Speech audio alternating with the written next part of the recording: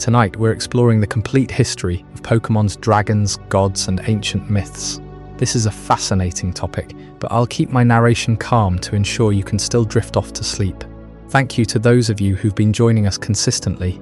If you're falling asleep with us tonight, let me know in the comments how many nights in a row you've been here. And if this is your first night, just comment night 1. Now back to the video. In the beginning, there was only a swirling void of chaos, a formless nothingness where time had no meaning and space had no boundaries. Within this center of nothing, an egg appeared. This was not an egg as we understand it in the tall grass of the Johto region or the nurseries of Paldea, but a cosmic vessel of pure potential. From this egg hatched a single being, a creature of 1,000 arms that reached out into the void and began to weave the fabric of reality itself. This was Arceus, the alpha Pokemon, the original architect. With a single thought, it created the pillars of existence, and in doing so, it birthed the first and most powerful lineage of dragons the world would ever know. We often look at Pokemon through the lens of a journey. A 10-year-old child leaving home with a backpack and a dream to become a champion. The tall grass, the colourful towns, and the friendly faces of professors. But beneath that surface layer of adventure lies an immeasurably vast and ancient history that stretches back to the very birth of the universe. It is a history written in stone tablets, whispered in the shadows of scorched towers, and etched into the constellations above. At the heart of this history are the dragons. To understand the Pokemon world, one must understand that dragons are not merely a type of creature to be captured in a red and white ball. In the earliest days of our journey back in the Kanto region, dragons were a whisper, a myth of power so rare that most trainers would never even see one. Because the peak of strength that required a lifetime of dedication to master. But as we moved across the globe, from the islands of Hoenn to the snowy peaks of Sinnoh and the sprawling metropolises of Unova, the true nature of these creatures began to reveal itself. They were not just monsters, they were the guardians of the weather, the masters of time and space, and the physical embodiments of truth and ideals. The story of Pokemon is, in many ways, the story of how we discovered that the world is much older and much more mysterious than we ever dared to imagine. Imagine standing at the base of Spear Pillar, high atop Mount Coronet, as the wind howls through the ancient ruins. You aren't just standing on a mountain. You are standing at the exact point where the world began. According to the myths of the Sinnoh region, Arceus did not work alone. It created 3 beings to govern the fundamental laws of the universe. Dialga was given command over time, ensuring that every second flows into the next in a never-ending stream. Palkia was given command over space, providing the dimensions and the distance that allow the world to exist. And then there was the third, Giratina, a being of such volatile power and chaotic nature that it was banished to a realm where the laws of physics do not apply, the distortion world. These 3 are the origin dragons, the cosmic deities that hold the very walls of our reality together. When we speak of dragon lore, we are speaking of the literal architecture of the cosmos. But why dragons? Why did the Creator choose this specific form to represent the most fundamental forces of nature? Perhaps it is because the dragon represents the ultimate paradox. It is a creature of immense destructive power, capable of leveling mountains and boiling seas, yet it is also a symbol of wisdom, longevity, and divine protection. In the ancient world of Pokemon, dragons were the bridge between the mortal and the divine. They were the only beings powerful enough to interact with the gods, and in many cases, they were the gods themselves. From the soaring heights of the ozone layer where Rayquaza keeps its eternal vigil, to the deep icy chasms where Kyurem waits for its missing halves, the presence of a dragon signifies that you are in the presence of something sacred. As we look back through the ages, a pattern emerges. Every major shift in the history of the Pokemon world is marked by the presence of a dragon. When the primordial world was being shaped by the clashing of the land and the sea, it was a dragon that descended from the heavens to bring peace. When a great war threatened to tear the Unova region apart, it was the twin dragons of truth and ideals that decided the fate of the nation. Even in the modern era, as we uncover the secrets of the Paradox Pokemon in the depths of the great crater of Paldea, we find that the past and the future are anchored by draconic forms. These creatures are the constants of history. They are the witnesses to every era, from the prehistoric dawn to the high-tech future. There is a profound sense of weight to this history. It suggests that humans are not the masters of this world, but merely guests in a house built by giants. When you look into the eyes of a Dragonite, you are seeing a lineage that dates back to the very first days of Kanto's discovery. But when you look into the eyes of Dialga, you are looking into the eyes of time itself. The stakes of these myths are not just about winning a battle or filling a Pokédex. They are about the survival of the world. If the balance between the dragons is upset, the world itself begins to unravel. We saw this in the Weather Wars of Hoenn, where the sun threatened to burn the earth to a cinder, and the rain threatened to drown all life. We saw it in Sinnoh, where the very fabric of space and time began to tear. These myths are warnings, passed down through generations, telling us that the forces of nature are beyond our control. But there is also a deep mystery at the center of all this. If Arceus created the world, why did it leave so many pieces behind? Why is the original dragon of Unova split into 3 separate entities? Why does the Kalos region speak of a cycle of life and death, guarded by creatures of balance? And what of the visitors from other dimensions, the ultra beasts that defy our understanding of biology and myth? The more we learn about the ancient history of Pokémon, the more questions we find. We are like archaeologists brushing away the dust from a mosaic, only to find that the image is much larger and more complex than the floor we are standing on. Tonight, we are going to travel through time and across regions. We will start in the humble beginnings of the Kanto region, where the dragon type was a rare and terrifying mystery. We will climb the towers of Johto and sail the oceans of Hoenn to see how dragons became the mediators of nature. We will delve into the metaphysical depths of Sinnoh to understand the birth of the universe and the gods that govern it. We will explore the philosophical wars of Unova and the ancient catastrophes of Galar. Finally, we will look toward the horizon of Paldea, where the concepts of past and future collide in the form of legendary dragons that bridge the gap between what was and what could be. This is a journey into the heart of the myth. It is a story of how a world of monsters became a world of gods. It is a story of ancient kings and fallen heroes, of cosmic wars and silent vigils. As you settle in and let the world around you fade away, imagine the scale of these legends. Think of the vast stretches of time, the millions of years that have passed since the first egg hatched in the void. Think of the dragons that have watched the continents shift and the civilizations rise and fall. They are still here, hidden in the clouds, sleeping in the depths of the earth, or waiting in dimensions we can barely perceive. The history of Pokémon is not just a collection of data points. It is a living, breathing mythology that continues to evolve. Every new discovery, every new region adds another layer to the story. And at the center of it all, there is always a dragon, wings spread wide, eyes glowing with the light of 1,000 years, guarding the secrets of the universe. Let us begin our descent into the deep lore of the Pokémon world, back to the beginning of all things, where the first shadow was cast and the first flame was lit. Let us uncover the truth behind the legends and the power behind the myths.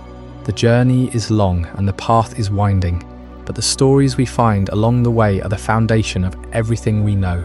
So, take a deep breath, clear your mind, and let the ancient history of the Pokémon world wash over you as we explore the dragons, the gods, and the myths that started it all. The early days of Kanto, where the idea of a dragon-type Pokémon was treated less as a biological certainty and more as an urban legend whispered among the most seasoned trainers. The very concept of a creature that embodied the raw power of ancient myth seemed almost too fantastical to exist within the carefully catalogued world of the original 151 species. And yet, there it was, hidden away behind the most restrictive barriers the Pokémon League had ever erected. You had to prove yourself worthy just to be told where to find one. The Safari Zone, a sprawling preserve on the border of Fuchsia City, was the only known location where a Dratini could be encountered, and even then, only if you possessed the Super Rod and an almost supernatural patience. The odds were deliberately minuscule. This was not a Pokémon you stumbled upon while walking through tall grass. This was a creature that demanded pursuit. To the ordinary trainer, dragon types were the stuff of campfire stories. There was no dragon-type gym leader in Kanto, no elite trainer who openly boasted a team of these elusive beasts. At least, not until the very end of your journey. The average citizen had never seen a Dragonite flying over saffron or a Dratini coiled around a pier. If you mentioned dragon types in a Viridian City bar, you would likely be met with skepticism, or, at best, a knowing nod from someone who claimed to have once glimpsed a distant silhouette on the horizon. The type itself felt less like a category and more like a mythic bloodline, a secret lineage that only the most dedicated could ever hope to touch. This scarcity was no accident. In the original 151, the Dratini evolutionary line stood alone as the only representative of what would later be called the pseudo-legendary tier of power. Think about that for a moment. Every other Pokemon in Kanto had multiple families sharing its typing. Fire had Charmander, Vulpix, Growlithe and Ponyta. Water had dozens. Psychic had a whole dynasty. But Dragon, just one family. Dratini, Dragonair, Dragonite. 3 stages, and every single one carried a mystique that no other Pokemon could match. The significance of this goes beyond mere rarity. It established a psychological blueprint in the minds of players and trainers alike. Dragon types were not common. Dragon types were not easily understood. Dragon types were the closest thing Kanto had to a living myth, and that perception would shape the entire franchise's approach to the type for generations to come. But the rarity was only half the story. What truly set the Dragon type apart was how it fought, or rather, how the game's mechanics defined its power. In Generation 1, the move pool for Dragon types was almost laughably shallow. There was no Dragon Claw, no Dragon Pulse, no Outrage. There was, in fact, only one Dragon type attack that could be learned naturally, Dragon Rage. And Dragon Rage was unlike any other move in the game. Every other attack in Pokemon scaled with the user's stats. Ember grew stronger as your Charmander evolved. Thunderbolt became devastating when powered by a high special stat. But Dragon Rage defied that logic entirely. It dealt exactly 40 points of damage, regardless of the opponent's defense, special or typing. The only thing that could stop it was a Ghost-type immunity, and even then, that immunity was rare and inconsistent in the early games. Dragon Rage established a fixed, unyielding power that broke the elemental rules. It did not care about resistance.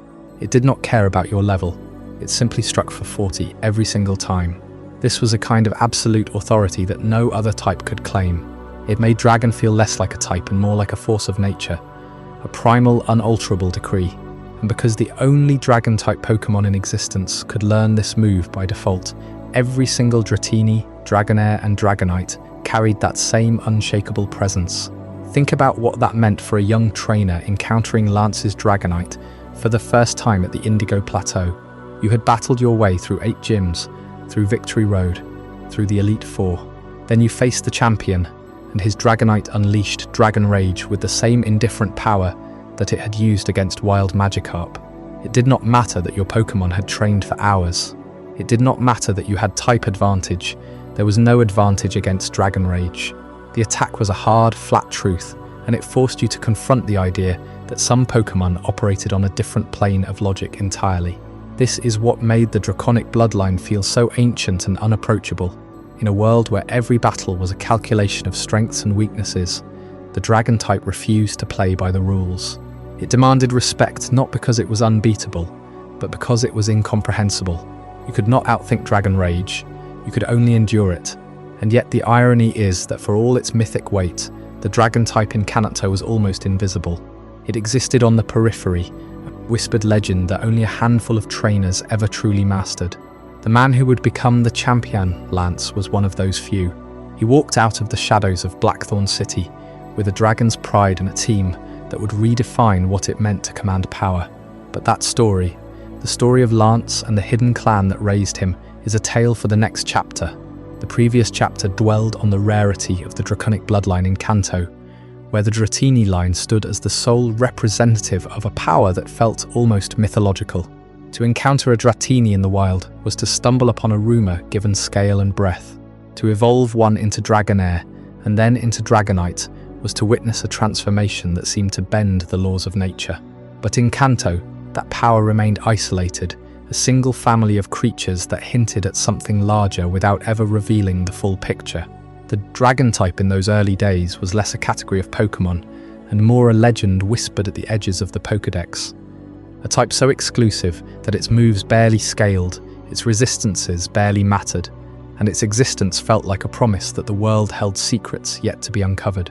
Then came Johto, and with Johto came a shift that redefined what it meant to be a dragon trainer. The lineage of Dratini was no longer an anomaly, it was the beginning of a tradition. In the mountains northeast of Mahogany Town, hidden in a valley that seemed to breathe mist and memory, lay Blackthorn City. This was not a city built around dragons. It was a city built dragons. The clan that ruled here did not capture Pokémon, they inherited them. The bond between trainer and dragon was not forged in battle or chance encounter. It was sealed in blood, passed down through generations like a sacred fire. In Blackthorn, dragons became more than creatures of power. They became heritage, a disciplined martial art, and a spiritual identity. The cultural shift in Johto began with an understanding that dragon energy was not something to be tamed, but something to be earned. The dragon clan of Blackthorn, led by the elder who oversaw the Dragon Den, viewed the type as a living history, a lineage that predated the modern Pokémon League by centuries. To them, training a Dragonite was not about raising an army. It was about proving that a trainer understood the weight of the scale. And that proof came through a rite of passage, unlike any other in the Pokémon world. The testing within the Dragon Den. The Dragon Den was a cave system beneath Blackthorn, a place where the air hummed with ancient resonance. It was not a gym in the traditional sense. There were no bright lights, no cheering crowds, no badge to be handed over after a clean victory. Instead, the den was a spiritual trial, a journey inward. Trainers who sought the power of the scale had to descend into its depths, accompanied only by their Pokémon and their own resolve. The walls glowed faintly with a bluish light, the source of which was never fully explained, though many believed it was the residual energy of the dragons who had slumbered there for millennia. The trial was not about defeating a single opponent. It was about navigating a labyrinth of questions, reflections, and encounters that tested a trainer's patience, empathy, and courage. The elder of the Dragon Clan, a woman named Claire before the Lance era, had inherited the tradition from her ancestors. But it was Lance, the champion of Kanto and Johto, who became the living embodiment of what the Dragon Clan stood for. Lance was not born into Blackthorn. He was an outsider who rose through the ranks of the Indigo League, yet his connection to the Draconic lineage was undeniable. He wore the cape of a Dragon Master, his hair wild and red like a flame, and his team included the legendary Dragonite that had become his signature. But Lance's influence on the clan was twofold. First, he brought the power of the dragons into the public eye, showing that their ancient discipline could compete on the world stage. Second, he reinforced the idea that the dragon type was not merely a combat specialization, it was a philosophy. The Dragon Den became a pilgrimage site for trainers who wanted more than a badge. They came to Blackthorn to understand the weight of the legacy, to feel the presence of the ancient dragons that had once ruled these mountains. Inside the den, a trainer might encounter wild Dragonair, Dratini and, if they were truly worthy, a glimpse of something even older. The test was not scripted. It adapted to each trainer's spirit. Some faced a barrage of questions about their motives. Others had to prove their bond with their own Pokémon through acts of trust and sacrifice. The elder watched from the shadows, her gaze unreadable, her judgment final, and then there was Kingdra. Kingdra's arrival in the Johto region was a revelation. It came from the deep ocean, a creature that bridged the gap between the mysteries of the sea and the ancient lineage of the dragon. Its evolution from Seadra required a dragon scale, a rare artifact found only in the possession of those who had proven themselves worthy in the Dragon Den. Kingdra was the first dragon type to be tied to the water, a hybrid that expanded the definition of what a dragon could be. It was swift, elegant, and powerful in ways that the land-bound dragons of Kanto had never been. Kingdra's existence suggested that the Draconic lineage was not limited to the mountains or the skies. It extended into the depths, into the hidden realms where light barely reached. The Dragon Clan of Blackthorn embraced Kingdra as a symbol of their reach. It was a reminder that the power of the scale was not static. It evolved, adapted, and crossed boundaries. Lance himself was known to respect the Kingdra line, though his own team favoured the flying dragons that could command the sky. But the inclusion of Kingdra in the lore of Johto marked a turning point. The dragon type was no longer a singular, isolated power. It was becoming a network of connections between land and sea, between ancient and modern, between trainer and tradition. The Dragon Den remains one of the most mysterious locations in the Pokémon world. Its exact origins are unknown, though some speculate that it was carved by the same forces that shaped the Dragon's Maw in the same region. A place where Dragonite would gather in ancient times to share wisdom. The spiritual testing that takes place there is not about strength alone. It is about understanding that the dragon type carries a responsibility. To wield a dragon is to be a guardian of a legacy that stretches back before humans recorded history, and those who fail the test are not simply turned away. They are given the chance to return, again and again, until their spirit aligns with the ancient rhythm. This is the heart of the cultural shift in Johto. Where Kanto saw dragons as rare, almost mythical creatures, Johto saw them as a living tradition. A martial art that demanded discipline, a heritage that required humility, and a power that had to be earned through spiritual growth.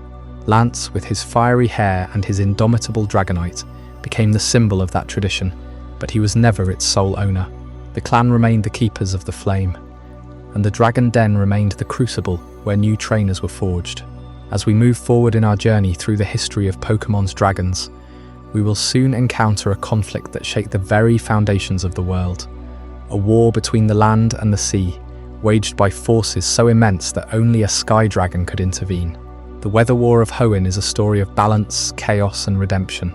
But before we ascend to those celestial heights, we must remember that every great myth begins with a single step into a cave, a single question asked in the dark, and a single scale that carries the weight of 1,000 years. And in Johto, that weight was placed on the shoulders of those who dared to call themselves Dragon Masters. From the Dragon's Den of Blackthorn, where the heirs of a proud lineage tested their courage against the sacred Dratini and Dragonair, we now move south to a region where the very ground shook and the seas rose in fury. Johto's dragons were guardians of tradition, masters of a disciplined martial art passed down through generations. But Hoenn's dragons were something else entirely. They were not merely rare creatures or symbols of heritage. They were forces of nature, and when they awoke, they threatened to remake the world itself. The shift from rare creatures to environmental deities happened with the awakening of Groudon and Kyogre. Think about that for a moment. In Kanto and Johto, the dragon type was mysterious, almost legendary, a power you sought out, a secret bloodline hidden in a cave or atop a waterfall. A Dratini was a prize, a Dragonite a nearly mythical partner, but in Hoenn the dragons were not hidden, they were dormant, sleeping beneath the land and beneath the sea, waiting for a time when their ancient slumber would be broken. And when they rose, they did not fight for territory or pride. They fought for control over the elements themselves. Groudon expanded the continents, pulling magma from the earth to create new land. Kyogre swelled the oceans, unleashing torrential rains that threatened to drown the world. This was not a battle between two powerful Pokémon. It was a war between creation and destruction, between land and sea, between two primal forces that had shaped the planet since before human memory. And then from the skies above came the mediator. Rayquaza debuted as the first master of the trio, and with its appearance the dragon type was forever redefined. It was no longer just a rare power, a martial tradition, or a force of nature.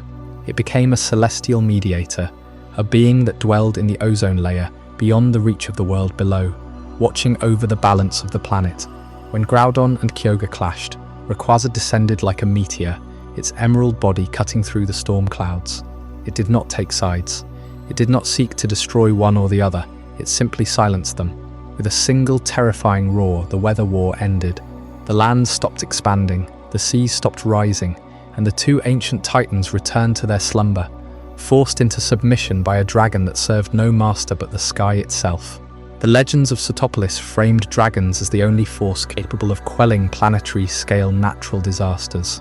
In the cavern beneath the city, where the azure flute once called to the heavens, the people of Hoenn told stories of a time when the world almost ended, not by war, not by famine, but by the unchecked rage of the elements. They built shrines to Rayquaza. They carved its image into stone. They knew that without the sky-high Pokémon, there would be no Hoenn, no land to walk on, no ocean to sail.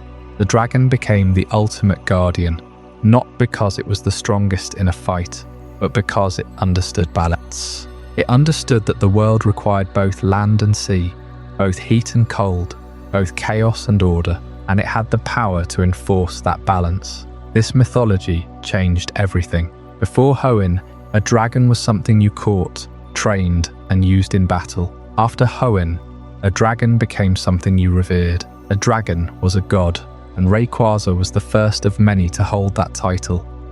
A being that did not simply exist in the world, but held the world together. Its presence in the ozone layer was not a coincidence.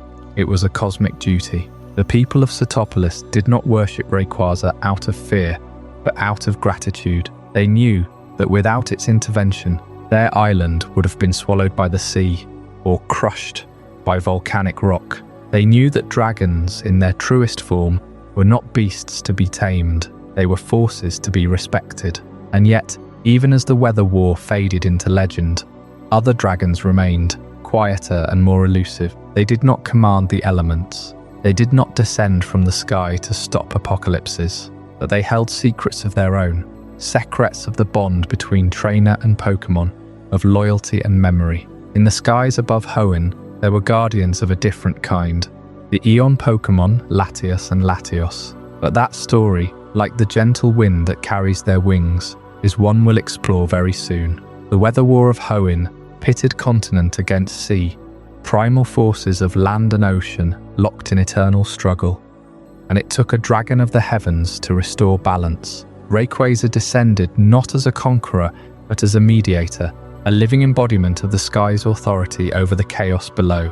But while Rayquaza's role was cosmic and catastrophic, there existed in the same region a pair of dragons whose power was far quieter, far more intimate, and perhaps far more mysterious. These were not gods of weather or rulers of continents. They were guardians of a different kind, watchers on the edge of human awareness, bound not to the sky but to the soul.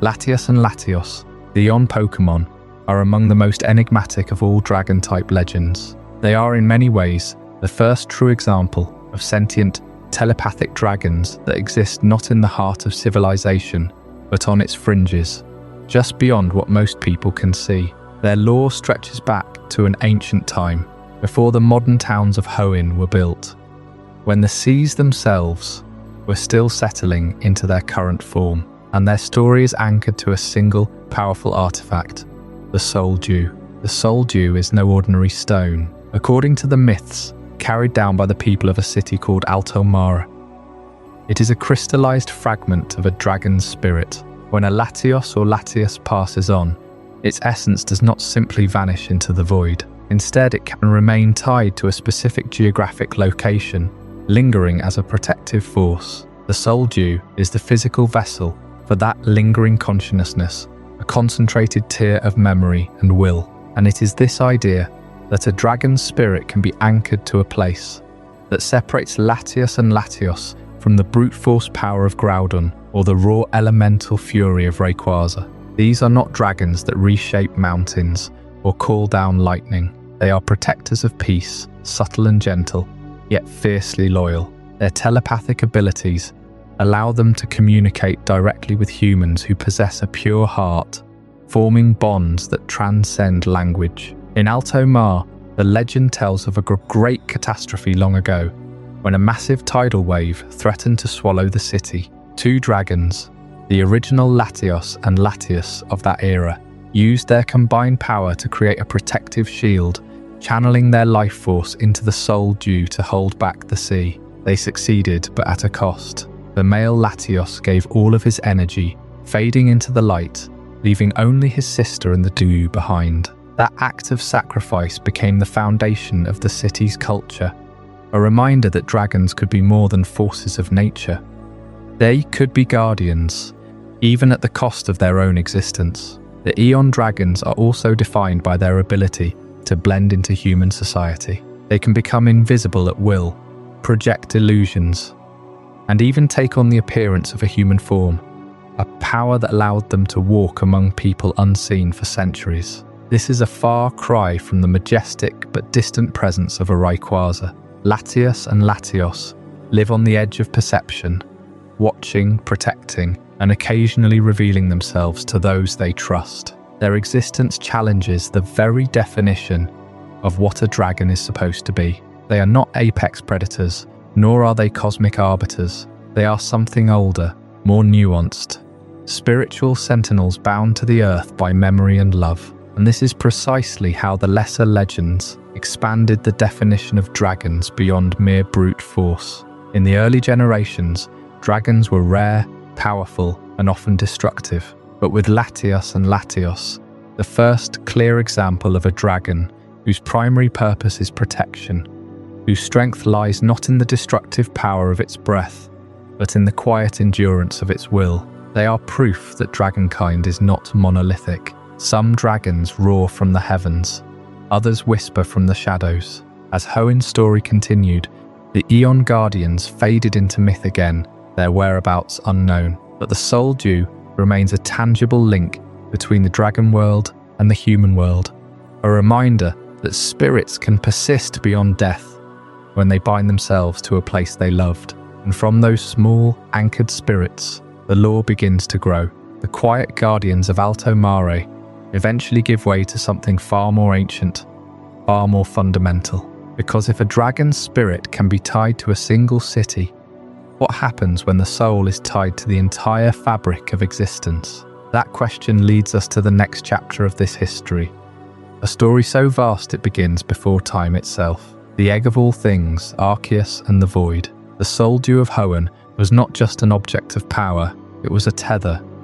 A way for spirits like Latios to remain anchored to the world long after their bodies had vanished. Some say the dew itself is crystallized memory, a fragment of a dragon's consciousness that refuses to fade. And in that refusal, we find a strange echo of something far older. Before there were islands or oceans, before the first star trembled in the sky, there was nothing. Not emptiness the way we imagine it, not a dark room or a silent chamber. True nothing. A state without time, without space, without matter, without even the potential for existence. And into that absolute void, something happened. Something arrived. This is the transition into the Sinnoh era, where the original one emerged from a vacuum of nothingness. Sinnoh's mythology does not begin with a bang or a battle. It begins with an egg, a single luminous egg floating in the infinite stillness. And from that egg, the first being tore itself into reality, Arceus. Not a dragon in the way we use the word today, but something far more fundamental. The being that would later be called the Alpha Pokémon did not conquer the void. It defined the void by existing against it. Before Arceus, there was no place for anything to be. After Arceus, the universe had a center. But the egg itself raises questions that have haunted scholars of Pokémon lore for decades. Where did the egg come from? The plates, those ancient stone tablets etched with the first truths of the world, offer an answer. The lore of the plates is the foundational text for all Pokémon existence. It is not a story written by humans. It is a record left behind by the original one itself. Each plate corresponds to a type, a fundamental force of nature. The fist plate speaks of fighting. The meadow plate speaks of grass. But the plate that matters most here is the blank plate, also called the legend plate. It is said to hold the shape of the egg before Arceus broke free. What the plates reveal is that Arceus did not create the universe out of nothing. It created the concepts we use to measure it. Time, space, matter. These are not things that existed before the egg. They are the tools the original one forged from its own being. And this brings us to the metaphysical implications of a Pokémon creating the concepts of time, space, and matter. Because Arceus did not merely summon these forces, like a wizard casting a spell. It became them. The plates describe how Arceus shed pieces of its own existence to form the building blocks of reality. In doing so, it gave birth to 3 children, beings that would carry the weight of the cosmos so that Arceus could rest, or perhaps simply watch. But the void did not vanish. It never does. It is not something that can be destroyed. It is the absence of everything, and for a time, that absence was filled by the presence of Arceus. But when the original one created the egg of the world, the void retreated. It did not cease to be. It became a shadow realm, a crack in the foundation of existence. Some say that crack is where the distortion world dwells. Others say it is simply the price of creation. To make something, you must also make the possibility of its opposite. The lore of the plates tells us that Arceus inscribed the truth of the universe onto stone before leaving this reality. The plates are not just artifacts. They are the constitution of existence. Each one is a witness to the moment when the original one carved out a space for everything we know.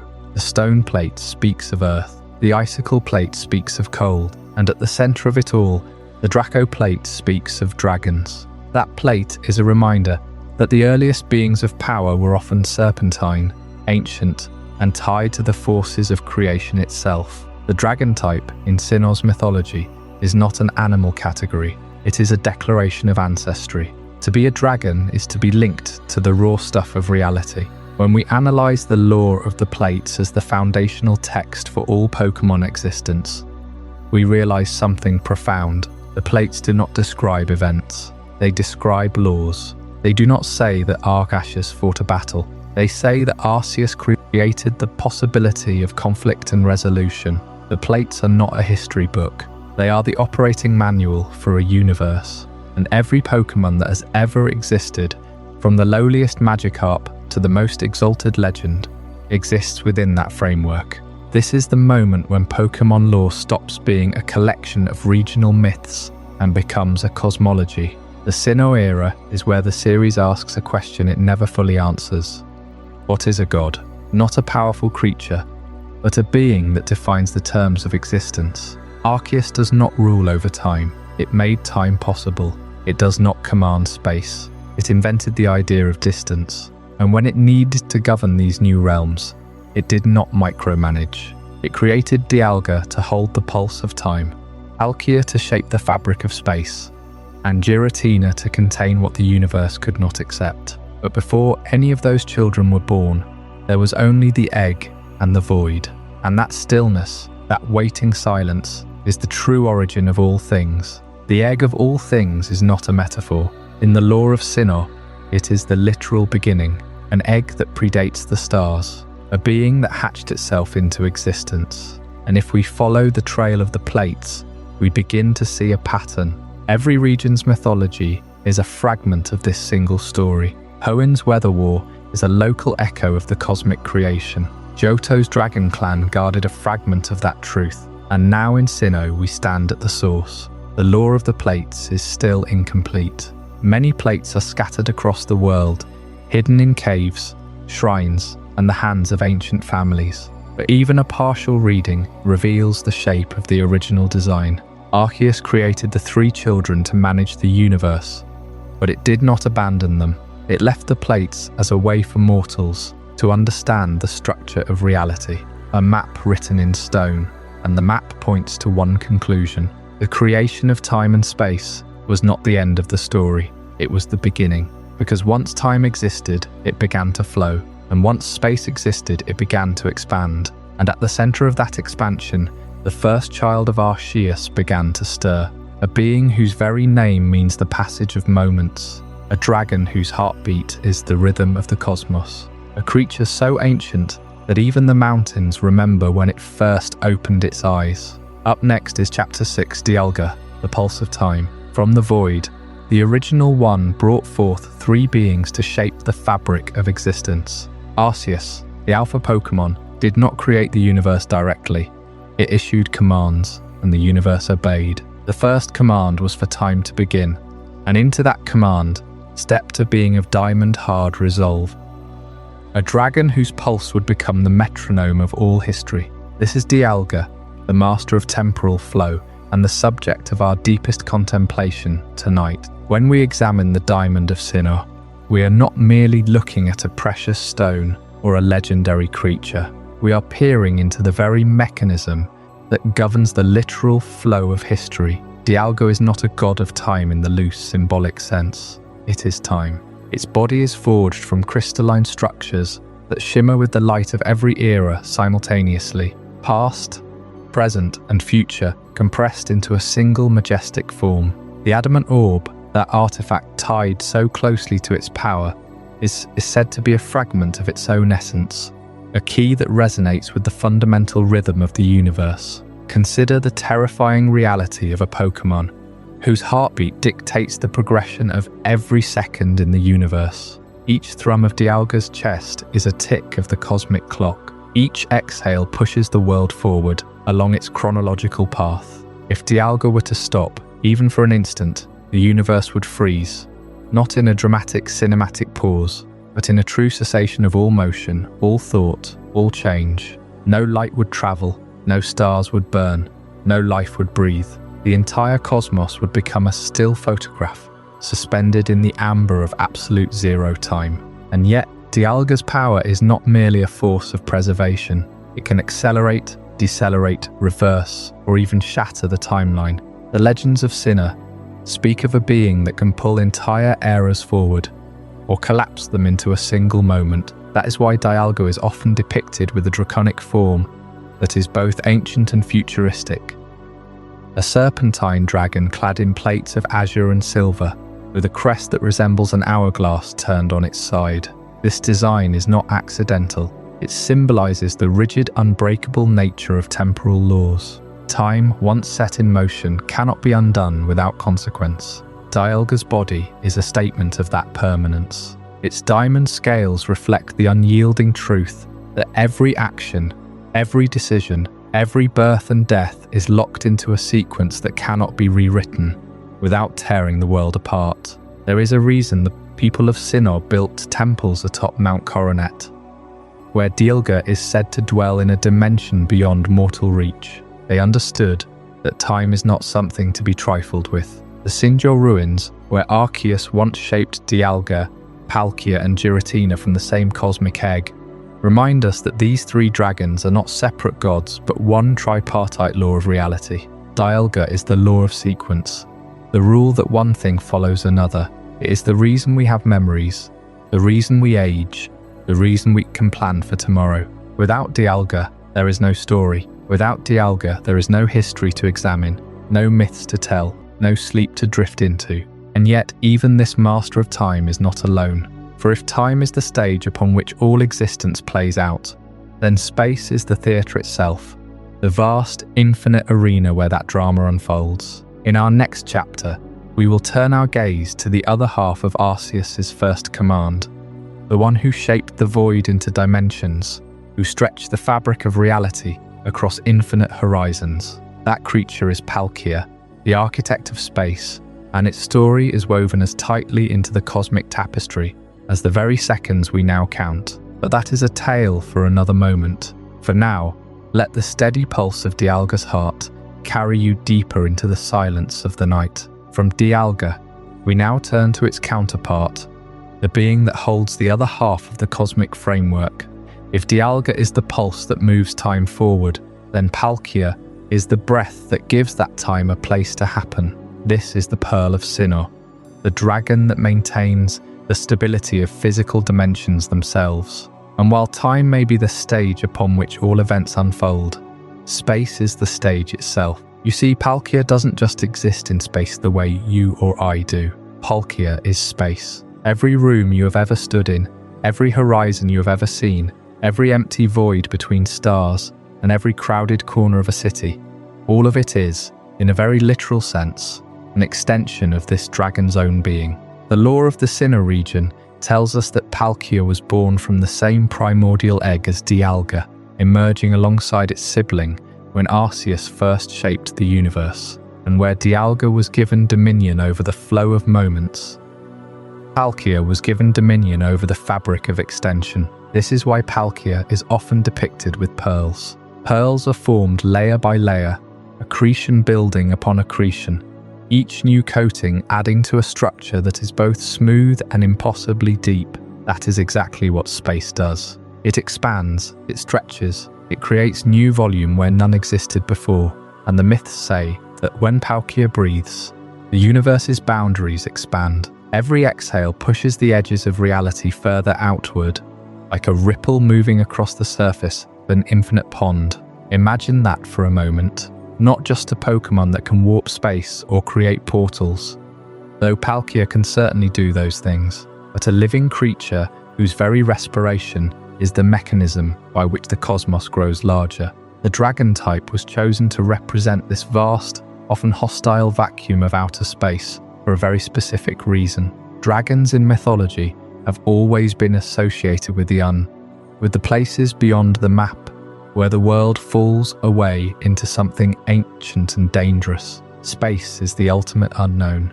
It is cold, it is silent, it is an environment that is fundamentally hostile to life as we understand it. And yet, it is also the most expansive expression of freedom imaginable. A dragon, in both Western and Eastern traditions, is often a creature that bridges worlds, the sky and the earth, the the sea and the storm.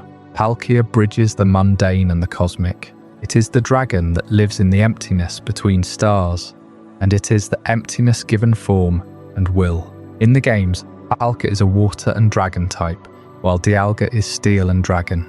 That typing is significant. Water represents fluidity, adaptability, the ability to fill any container and take any shape. Space, after all, is not rigid.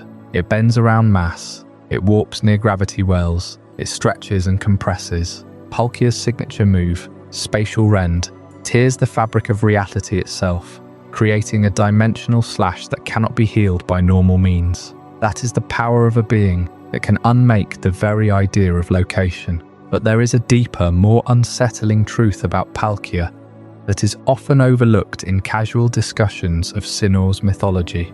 If Palkia is space, then every location you have ever known exists within its body. Every room, every landscape, every distant galaxy, all inside this dragon. That means, when you travel from one place to another, you are moving through Palkia. When you build a house, you are constructing something inside its lungs. When you look up at the night sky, you are seeing the skin of a creature that has no boundaries. And Palkia, unlike Dialga, does not experience time the same way. To Palkia, all places exist simultaneously as part of its own form. Distance is an illusion, because everywhere is equally Palkia. This brings us to the Pearl of Sinnoh, that luminous orb that appears in the myths and in Palkia's very design.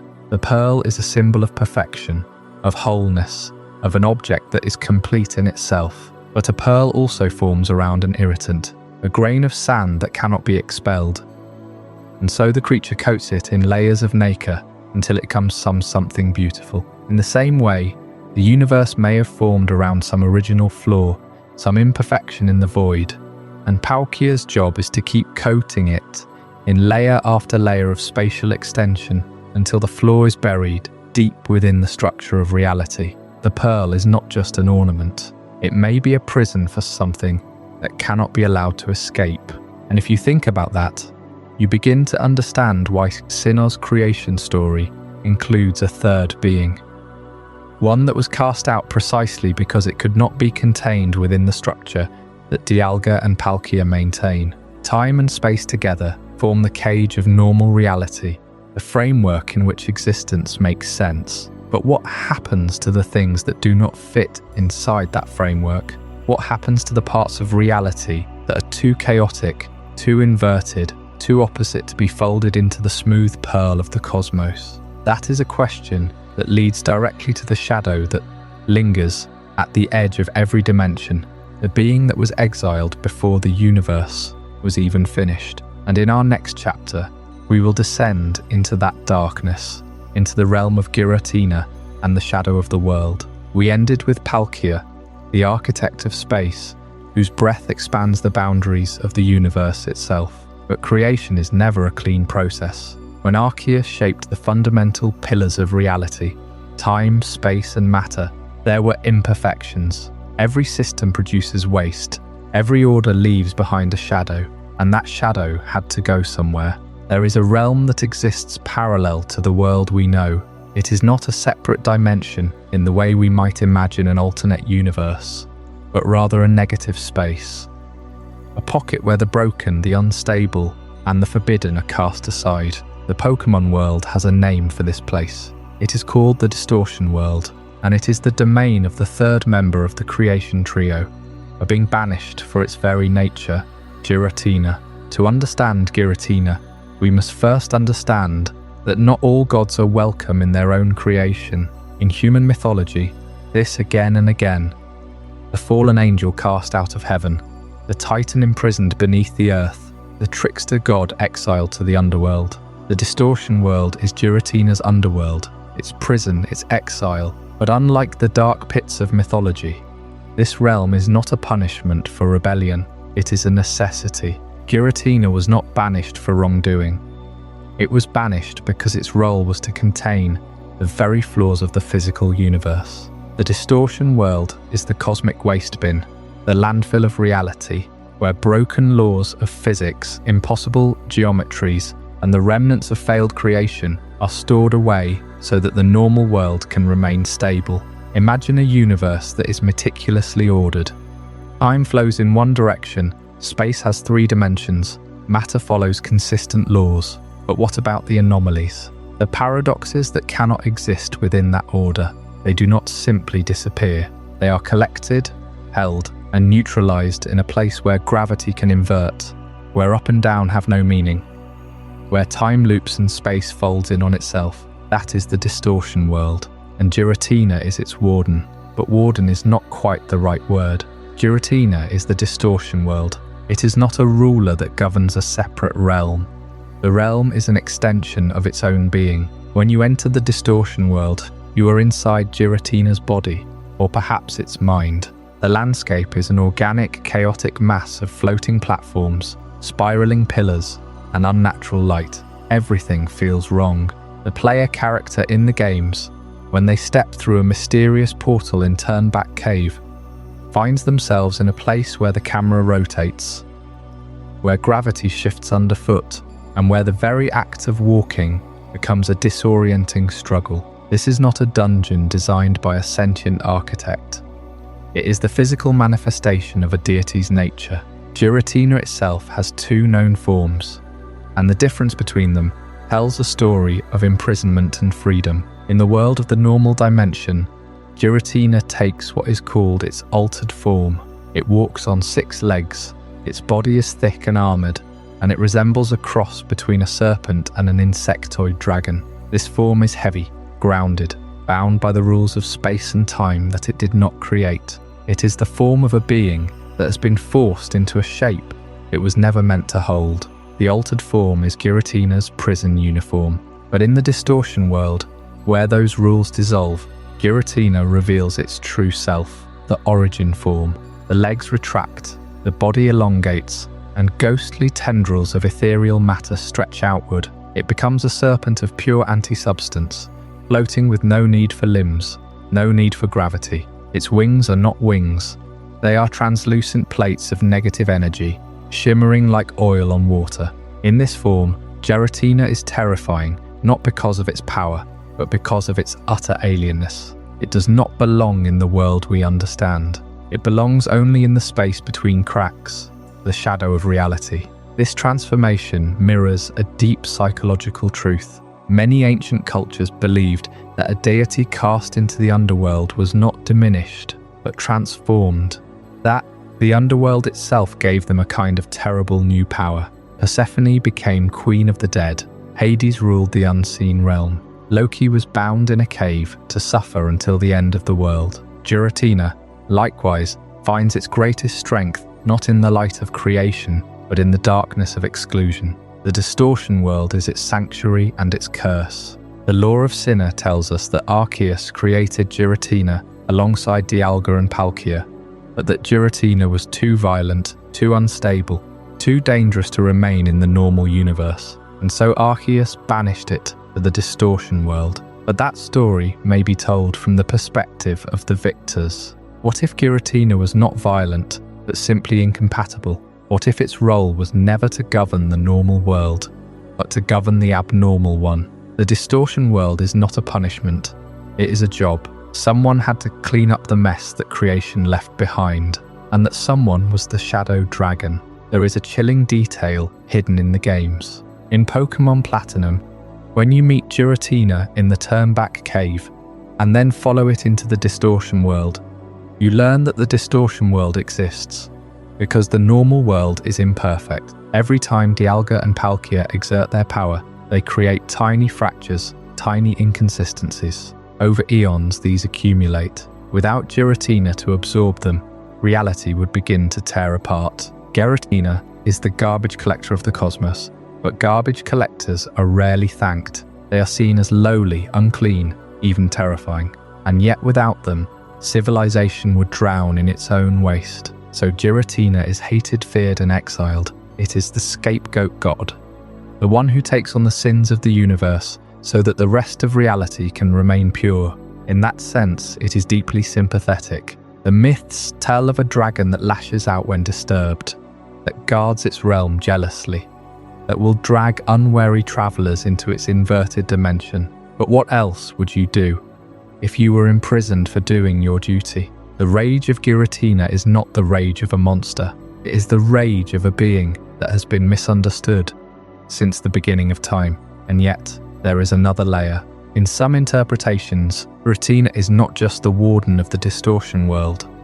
It is antimatter itself. Dialga is time, Palkia is space, and Giratina is the opposite. Antimatter annihilates matter upon contact. It is the shadow of existence. If the physical universe is a single note played on a piano, Giratina is the silence between the notes, the negative space that defines the shape of the sound. Without the silence, the music would be a deafening wall of noise. Without Giratina, the universe would be a chaos of unregulated light and lawlessness. There is a reason Giratina is the mascot of Pokémon Platinum, the enhanced version of Diamond and Pearl. The story of Platinum is not just about a legendary Pokémon.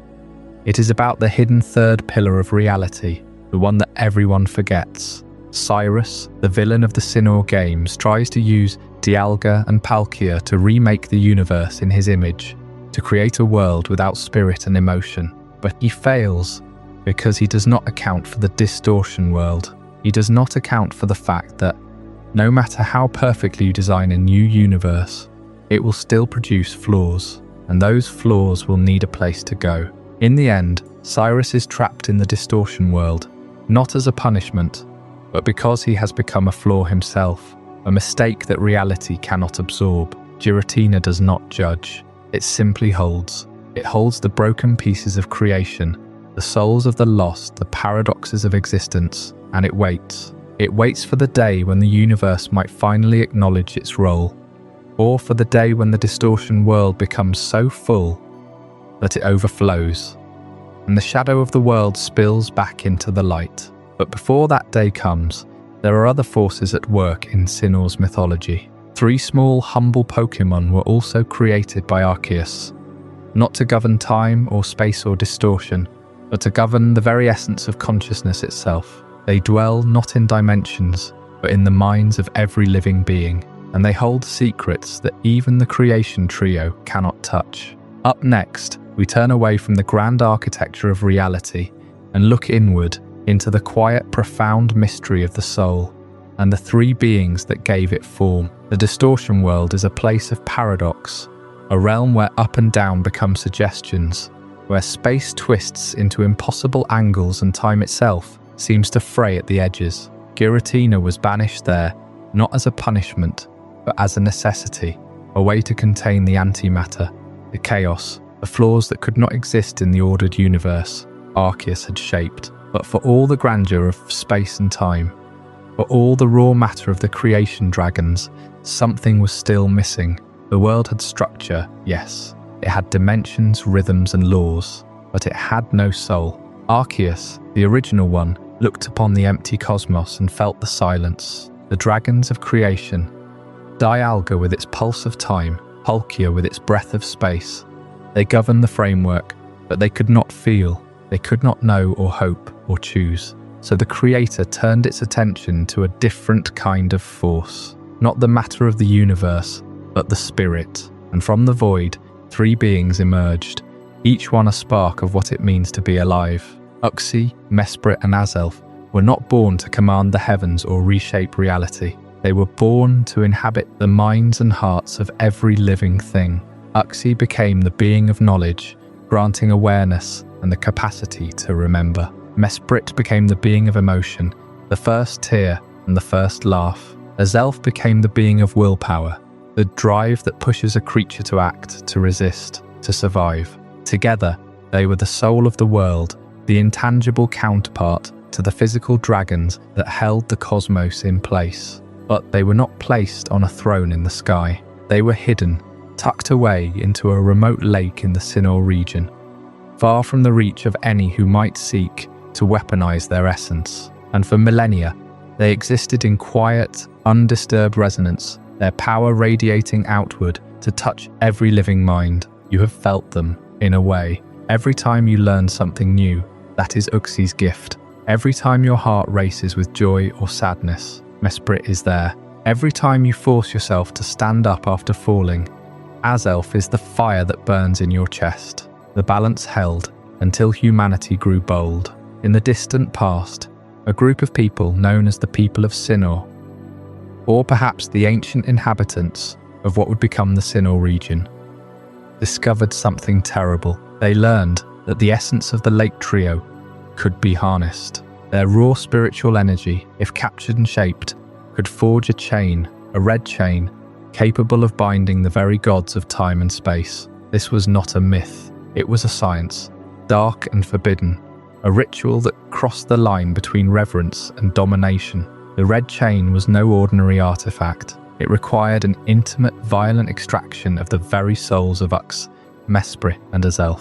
To create one, you had to drain their power, leaving them hollow and dormant. You had to steal the knowledge, the emotion, the will from the world, and twist it into a leash. The ritual is described in ancient texts as a kind of sacrificial binding, an act of hubris so profound that it would disrupt the natural order, and yet it was attempted. Cyrus of Team Galactic later rediscovered this ritual, centuries after the original knowledge had faded. He did not care for the philosophical weight of what he was doing. He saw only the chain, a tool to capture Dialga and Palkia and remake the universe according to his own sterile design. He called it a purification, but it was annihilation dressed in ideal, and to achieve it, he had to tear out the very soul of the world. Here is the heart of the conflict. The Lake Trio represent everything that makes existence worth having. They are not conquerors. They are not destroyers. They are the quiet guardians of the inner self.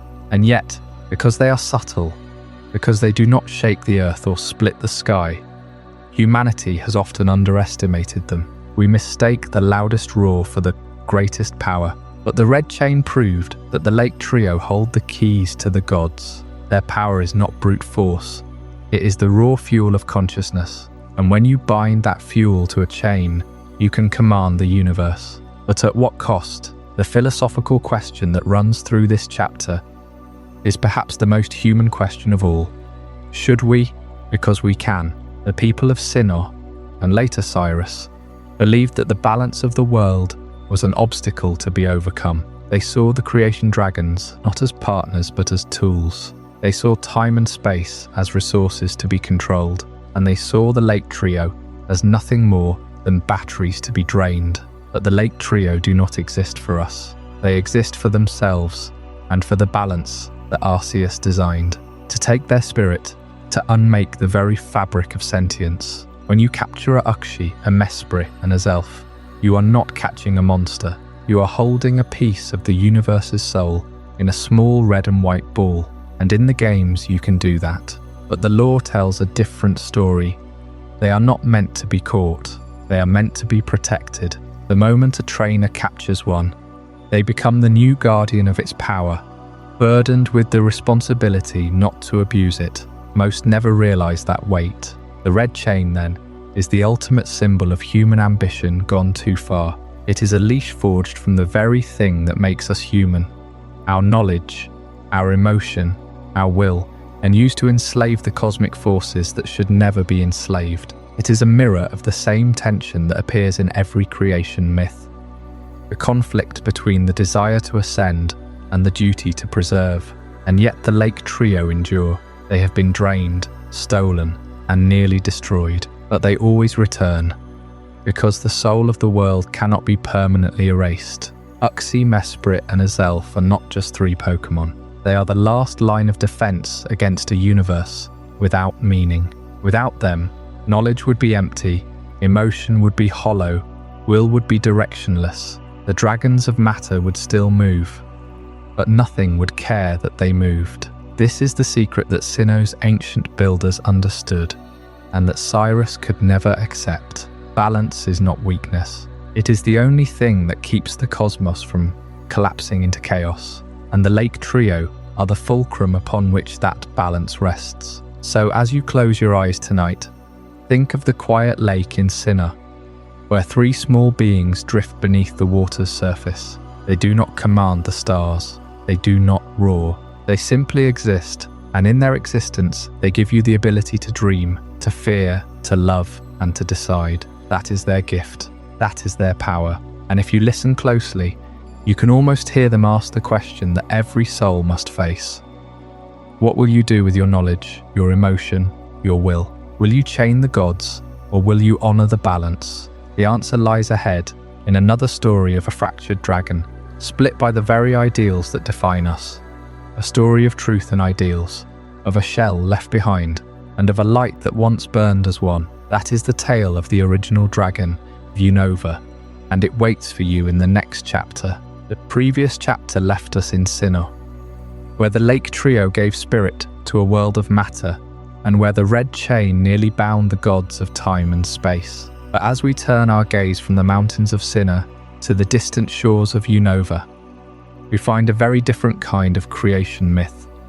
One that does not begin with a single egg in a void, but with a war that raged so long and so fiercely that the land itself seemed to bleed into two halves. Unova's ancient history is written in the stone of the relic castle and the ruins that dot the desert. It tells of a time when the region was torn apart by conflict. Two princes ruled, brothers born to the same royal blood, and they led a nation that was anything but united. One prince believed in truth, the raw, unyielding reality of the world as it was, without illusion or compromise. The other believed in ideals, the vision of what the world could become, the hope for a perfect future. And between these two philosophies, the people of Unova chose sides. The kingdom fractured and war consumed the land. But there was a force that could end it all. A single dragon, vast beyond imagination, whose body was said to be larger than any mountain, and whose power could command the very sky. This was the original dragon of Unova, a being of pure draconic energy that had existed since before human memory. It answered to no king, no god, only to the call of the two princes. And in the heat of battle, when the brothers stood face to face on a field of ash, the dragon descended. It did not attack, it waited. And in that moment, the princes made their choice. The legend says, the twin princes reached out, each touching the dragon with their own conviction. The Prince of Truth demanded the dragon see the world as it was, brutal, honest and unchanging. The Prince of Ideals begged the dragon to reshape the world into a paradise of hope and progress. The dragon could not hold both. Its body shuddered, and a terrible light split the sky. The original dragon shattered into two separate beings, each embodying one brother's philosophy. One became Reshiram, the white dragon of truth, whose flames could burn away all falsehood and leave only the bare reality behind. The other became Zekrom, the black dragon of ideals, whose lightning could spark revolutions and bring about a new order. The two dragons rose into the sky, and the war did not end, it simply changed form. The brothers rode their dragons into the heavens, and they fought one final time. When the battle was over, both princes were gone, and their dragons fell into a deep slumber, waiting for someone worthy to awaken them again. What makes this legend so profound is not just the splitting of a single godlike creature, but what it says about the nature of power in the Pokémon world. In Sinnoh, the cosmic dragons were forces of physics, time, space, antimatter. They were beyond human concepts. But in Unova, the dragon was a mirror of human thought, truth versus ideals. These are not physical laws, they are philosophical stances. And the fact that a dragon could be divided by such a divergence tells us that draconic evolution in the 5th generation was driven not by biology or environment, but by the weight of belief. The original dragon had been whole, a singular entity that unified a warring nation only by its presence. But the moment human philosophy touched it, the unity was lost. The catastrophe of the split was not just a division of power. It was a permanent reminder that no being, no matter how mighty, can hold two opposing truths at once. The land of Unova eventually healed, but the memory of that fracture remains in every stone, every legend, and in the two dragons that still sleep beneath the earth and sky. As we will see, one of those dragons burned with a light that was not fire, but something far more absolute. It was the light of truth itself, and its name was Reshiram. Before we dive deeper into this incredible journey, I'm curious, where in the world are you watching this from? Drop a comment below and let our global community know.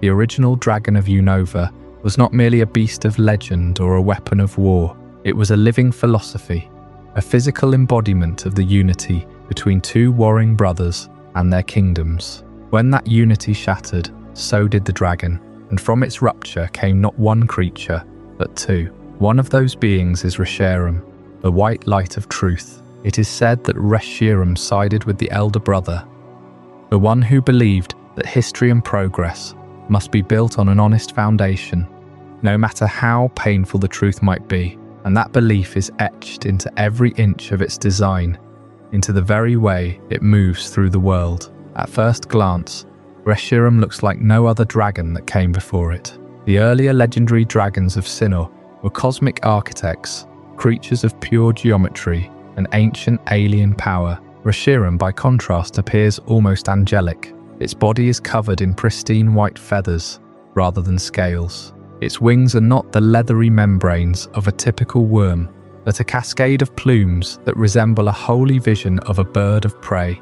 Its tail is a massive turbine of flame, but that flame is not chaotic. It burns with a steady, unyielding whiteness. This is the first major shift in the visual language of legendary dragons. Reshiram is divine, but not in the cold sense of Dialga or Palkia. It is divine in the sense of a messenger, a bringer of an absolute truth that cannot be negotiated. And yet there is an unsettling weight to that angelic form. Look closely at Reshiram's eyes. They are not gentle. They are not patient. They glow with the same white fire that powers its tail. This is a being that will not flinch from the harsh reality it represents. The symbolism of fire and feathers here is deliberate and profound. Feathers suggest softness, lightness, even mercy. But paired with fire, they become something else altogether. A feather that is aflame does not cool. It does not comfort. It simply burns, and it burns until everything is reduced to ash and truth. That is Reshiram's nature. It is not a dragon of gentle revelation. It is a dragon of absolute, unsparing honesty. Reshiram's role in the Unovan myth is to seek a world built on truth, even if that honesty is destructive. The elder brother, the one who Reshiram chose, believed that the kingdom could only be truly united if everyone accepted the reality of their past mistakes, the failures of their leaders, the suffering caused by their wars. That kind of truth is not easy to swallow. It breaks down the comfortable lies people tell themselves to get through the day, and Reshiram is the force that tears through those lies. In battle, its signature move is Fusion Flare, a blast of pure white heat that is said to be hot enough to melt the very concept of falsehood. There is no negotiation with Reshiram. You either accept the truth, or you are consumed by it. This is what makes Reshiram so different from earlier dragons like Dialga or Rayquaza. Those beings ruled over natural phenomena, time and space and the sky. They were forces of order. Reshiram rules over a philosophical principle. It is an ideological dragon, and that makes its presence in the world far more personal. When you stand before Reshiram, you are not just standing before a powerful creature. You are standing before a judgment. It is asking you a question. Are you ready to abandon every comforting falsehood and see the world exactly as it is? Most people would answer no, and Reshiram understands that. It does not judge them for that fear, but it also does not relent. The visual design shift toward a more angelic, divine dragon aesthetic is not just for spectacle. It reinforces that Reshiram is not a monster of destruction for its own sake. Its flames are not wild. Its feathers are not tattered. It moves with grace and purpose. It is a being that has accepted its role as the herald of truth, and it carries that burden without hesitation. There is a kind of serenity in Reshiram that you do not see in its counterpart, the black bolt of ideals. Reshiram knows that truth is often painful, but it also knows that truth is the only foundation for anything real. A kingdom built on lies will crumble. A bond built on deception will fracture. Reshiram is the force that clears the ground, so that something honest can eventually grow. And that brings us to the other half of the original dragon. Because if Reshiram represents truth, then the other must represent something else entirely. The brother who believed that ideals, even if unrealistic, could inspire people to become better than they are. That brother did not vanish. He took the other fragment of the dragon, and together they became something just as powerful, just as absolute. Where Reshiram burns with white fire, that other being burns with black lightning. Where Reshiram is the light of truth, that other is the storm of ideals. And the question of which path is right, truth or ideals, has never been answered. It may never be answered, because both are necessary, and both are incomplete without the other. But that is a story for another chapter. For now, we rest in the white heat of Reshiram's flame, knowing that somewhere in the darkness, a black bolt waits to strike. And so we left Reshiram, the white dragon of truth, burning with the fire of an unflinching reality.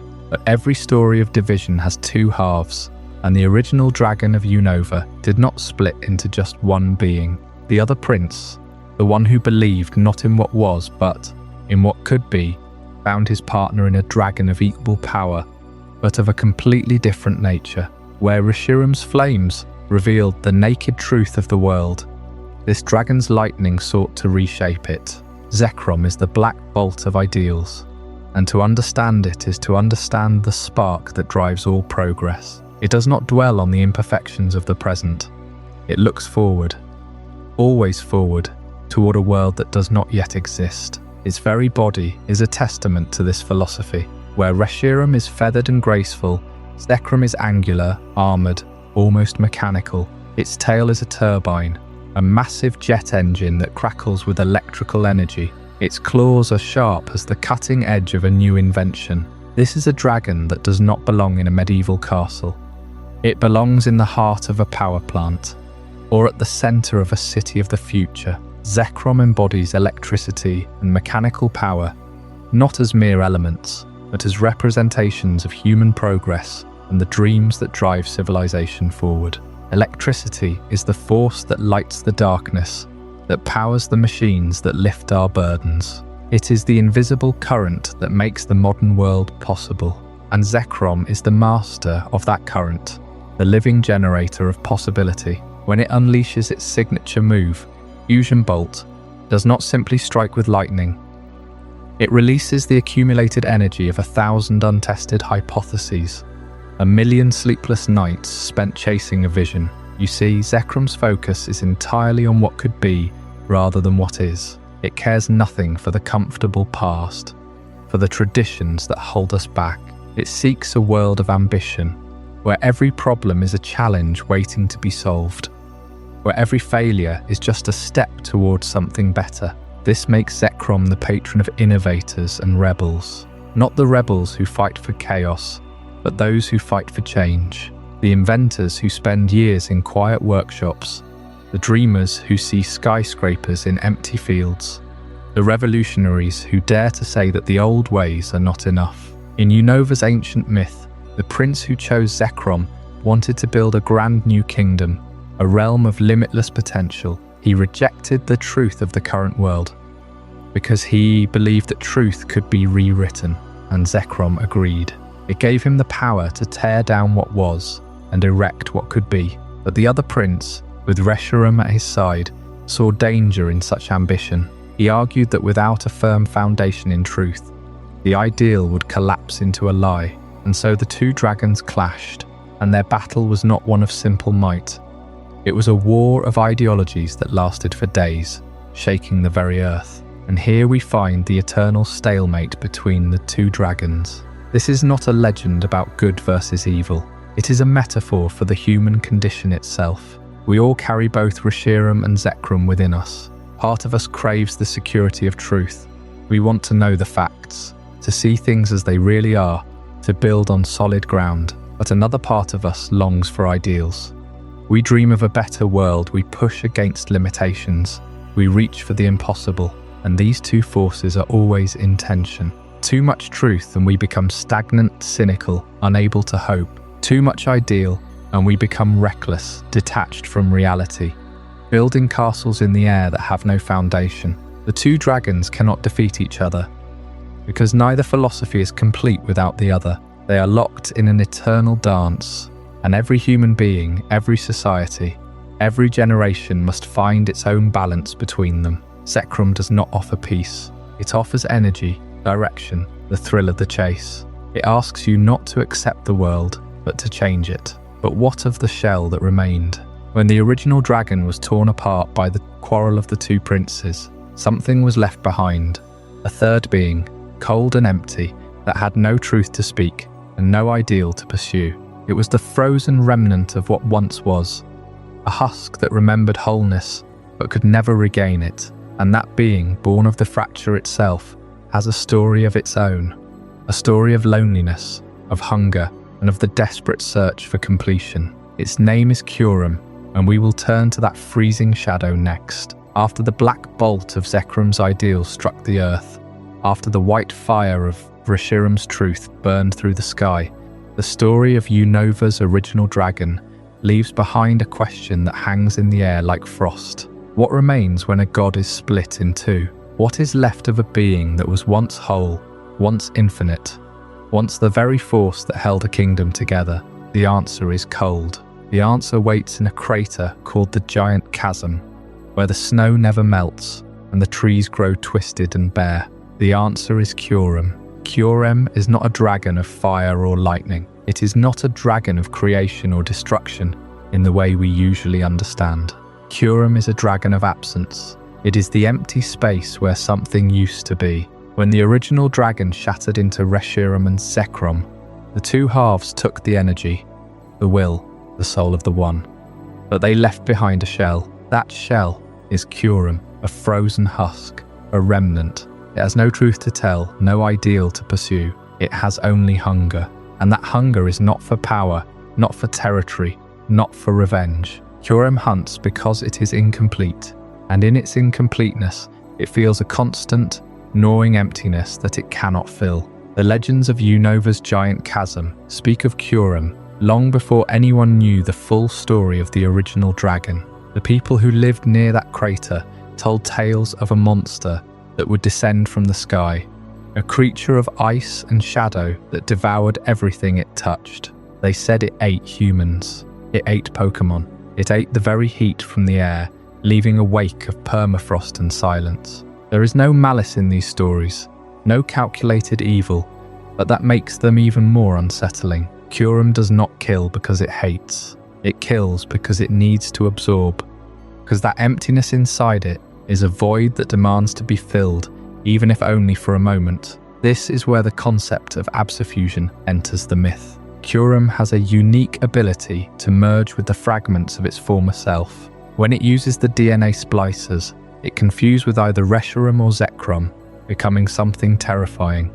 White Kyurem or Black Kyurem.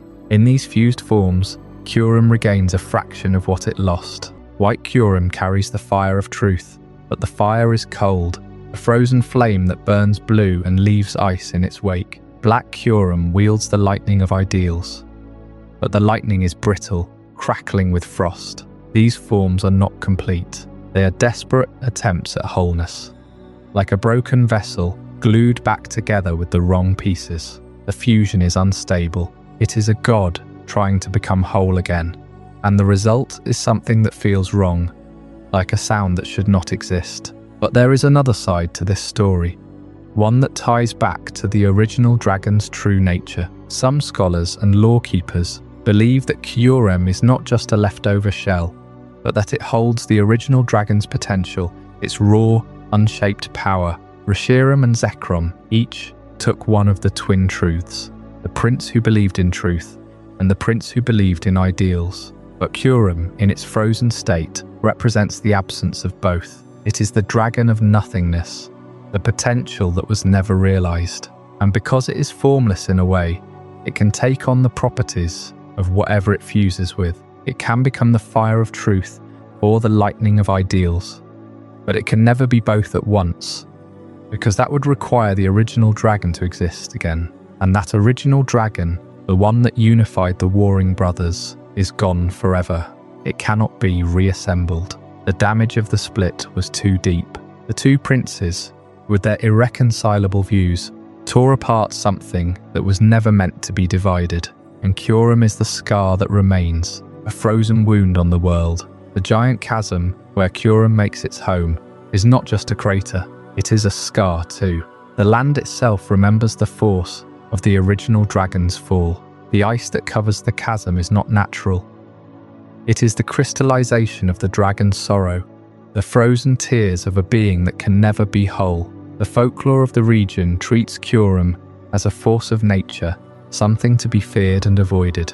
But there is also a strange reverence. In some villages, offerings are left at the edge of the chasm, not to appease Kyurem, but to remind themselves of what happens when unity is shattered. The legend of the original dragon is a warning about the cost of division, and Kyurem is the living lesson of that cost. It is the reminder that even gods can be broken, and that what remains can be far more dangerous than what was lost. Now, as the snow falls over the giant chasm, as Kyurem waits in its frozen prison, the story of Unova's dragons reaches a pause. But elsewhere, in a distant region called Kalos, another legend is about to stir. There, the balance of life and death is not a matter of truth or ideals, but of a weapon so terrible that it reshaped the land itself. The Kalos War and the ultimate weapon. Await, and what they reveal will challenge everything we thought we knew about the cost of power. The Kyurem we left behind in Unova was a broken god, a hollow husk of something far greater, a being whose very existence was defined by loss. But what happens when loss is not the end, but the beginning of a cycle far more ancient than any human kingdom? What happens when the forces of life and death themselves take form, not as abstract concepts, but as living legends with antlers and wings? The answer lies in the region of Kalos, where the ground still remembers a war fought 3,000 years ago, and where the ultimate weapon reshaped the world in ways no one could have anticipated. Kalos is a land of beauty and art, of grand cities and tranquil forests. But beneath that elegance, there is a scar, a wound in history that refuses to heal. The Kalos War. It was not a simple conflict between nations or ideals. It was a war that threatened to extinguish life itself. And at its center stood a king, a man named Azee. He was not a tyrant in the traditional sense. He was a ruler broken by grief. His beloved Pokémon had died in the war, and in his despair he could not accept that finality. He wanted to bring it back. He wanted to reverse death. So Azee built a machine, the ultimate weapon. It was an astonishing piece of engineering, powered not by coal or electricity, but by the very essence of life, the life force of Pokémon. Countless Pokémon were sacrificed, their energy drained, their spirits consumed to fuel this monstrous device. Azee fired the weapon once and it worked. His Pokémon was resurrected, but the cost was catastrophic. The blast was so immense that it not only ended the war instantly, but it also altered the land itself. The very shape of Kalos was carved by that detonation.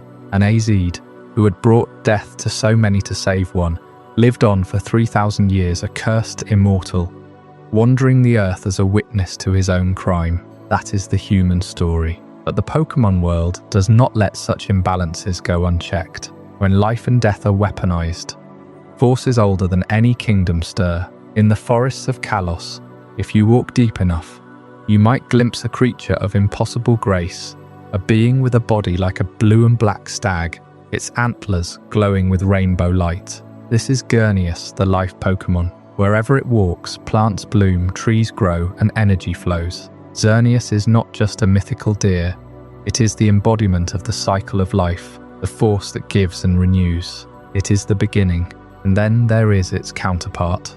In the shadows of mountains, in the desolate canyons, a different shape waits. Yveltal, the destruction Pokémon.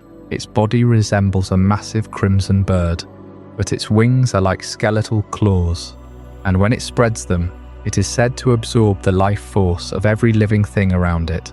Yveltal does not destroy for malice. It is simply the end, the necessary decay that allows new life to spring forth. Together, Xerneas and Yveltal form a perfect circle. Life and death, creation and destruction, the breath and the exhale. For thousands of years, these two slept, awakening only when the balance of the world tipped too far one way. The Kalos War and the ultimate weapon was that tipping point. The weapon had turned death into a tool and life into fuel. The cycle was broken, and so Xerneas and Yveltal stirred. They did not fight each other. They did not need to. Their existence is the reminder that no machine, no king, no ambition can cheat the fundamental truth.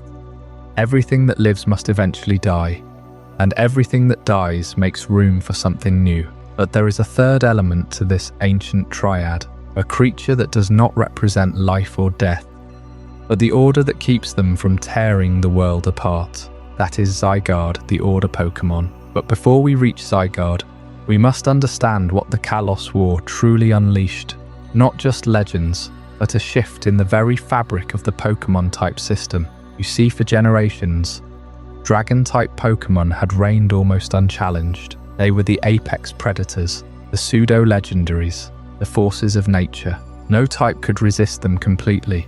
Only ice and other dragons offered any real defense. They were nearly unstoppable, and in a world where power is often the only law, the dragon type had become a symbol of unchecked supremacy. But the Kalos War changed the way the world thought about power. The ultimate weapon was a dragon of a different kind, a weapon of mass annihilation, and the legends of Xerneas and Yveltal spoke of a balance that the world had forgotten. So the universe introduced a counter, a new type, Fairy. Fairy was not simply a new class of Pokémon, it was a cosmic check. Fairy-type moves are super effective against Dragon-type Pokémon, and Dragon moves do half damage to Fairy. It was as if the world itself decided that dragons needed a limit. The same way Yveltal checks Xerneas, Fairy checks Dragon, and the Fairy type itself is tied to the very forces of life, purity, and magic, the opposite of raw, destructive power. The introduction of Fairy was not just a game mechanic, it was a narrative admission that the age of dragons ruling without consequence was over. From that point forward, every dragon would have to answer to something. And what of Azid? He is still out there, 3,000 years later. His Pokémon, the one he resurrected, eventually left him.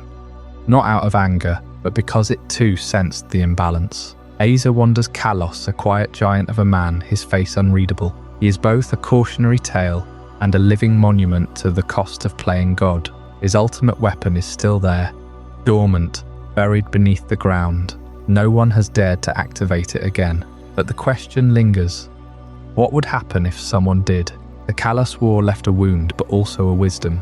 The cycle of life and death is not something to be broken, it is something to be respected. Xerneas and Yveltal remind us that every beginning contains an ending, and every ending is a seed. And the dragon type, once so untouchable, now faces a new era, an era where even the mightiest must bow to the laws of balance. But there is another force in Kalos, one that watches both the life and the death, and ensures that neither overwhelms the other. That force is the order of the ecosystem itself, and its guardian is about to awaken. The Kalos War left a scar on the land that would never fully heal. Azid's ultimate weapon had torn a hole through the natural order, and in its wake two forces had been awakened. Xerneas, the bringer of life, and Yveltal, the harbinger of death. But there is a third presence in Kalos, one that is neither the beginning nor the end, but balance between them. It is the silent watcher, the invisible thread that stitches the fabric of the ecosystem together. It is the letter Z, the final piece of a triad that holds the world in a fragile equilibrium.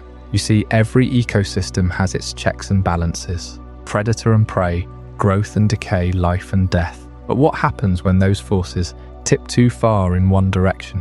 What happens when the harmony of the natural world is threatened by something greater than a simple drought or a forest fire? What happens when the destruction comes from the hand of a god or from the ambition of a human?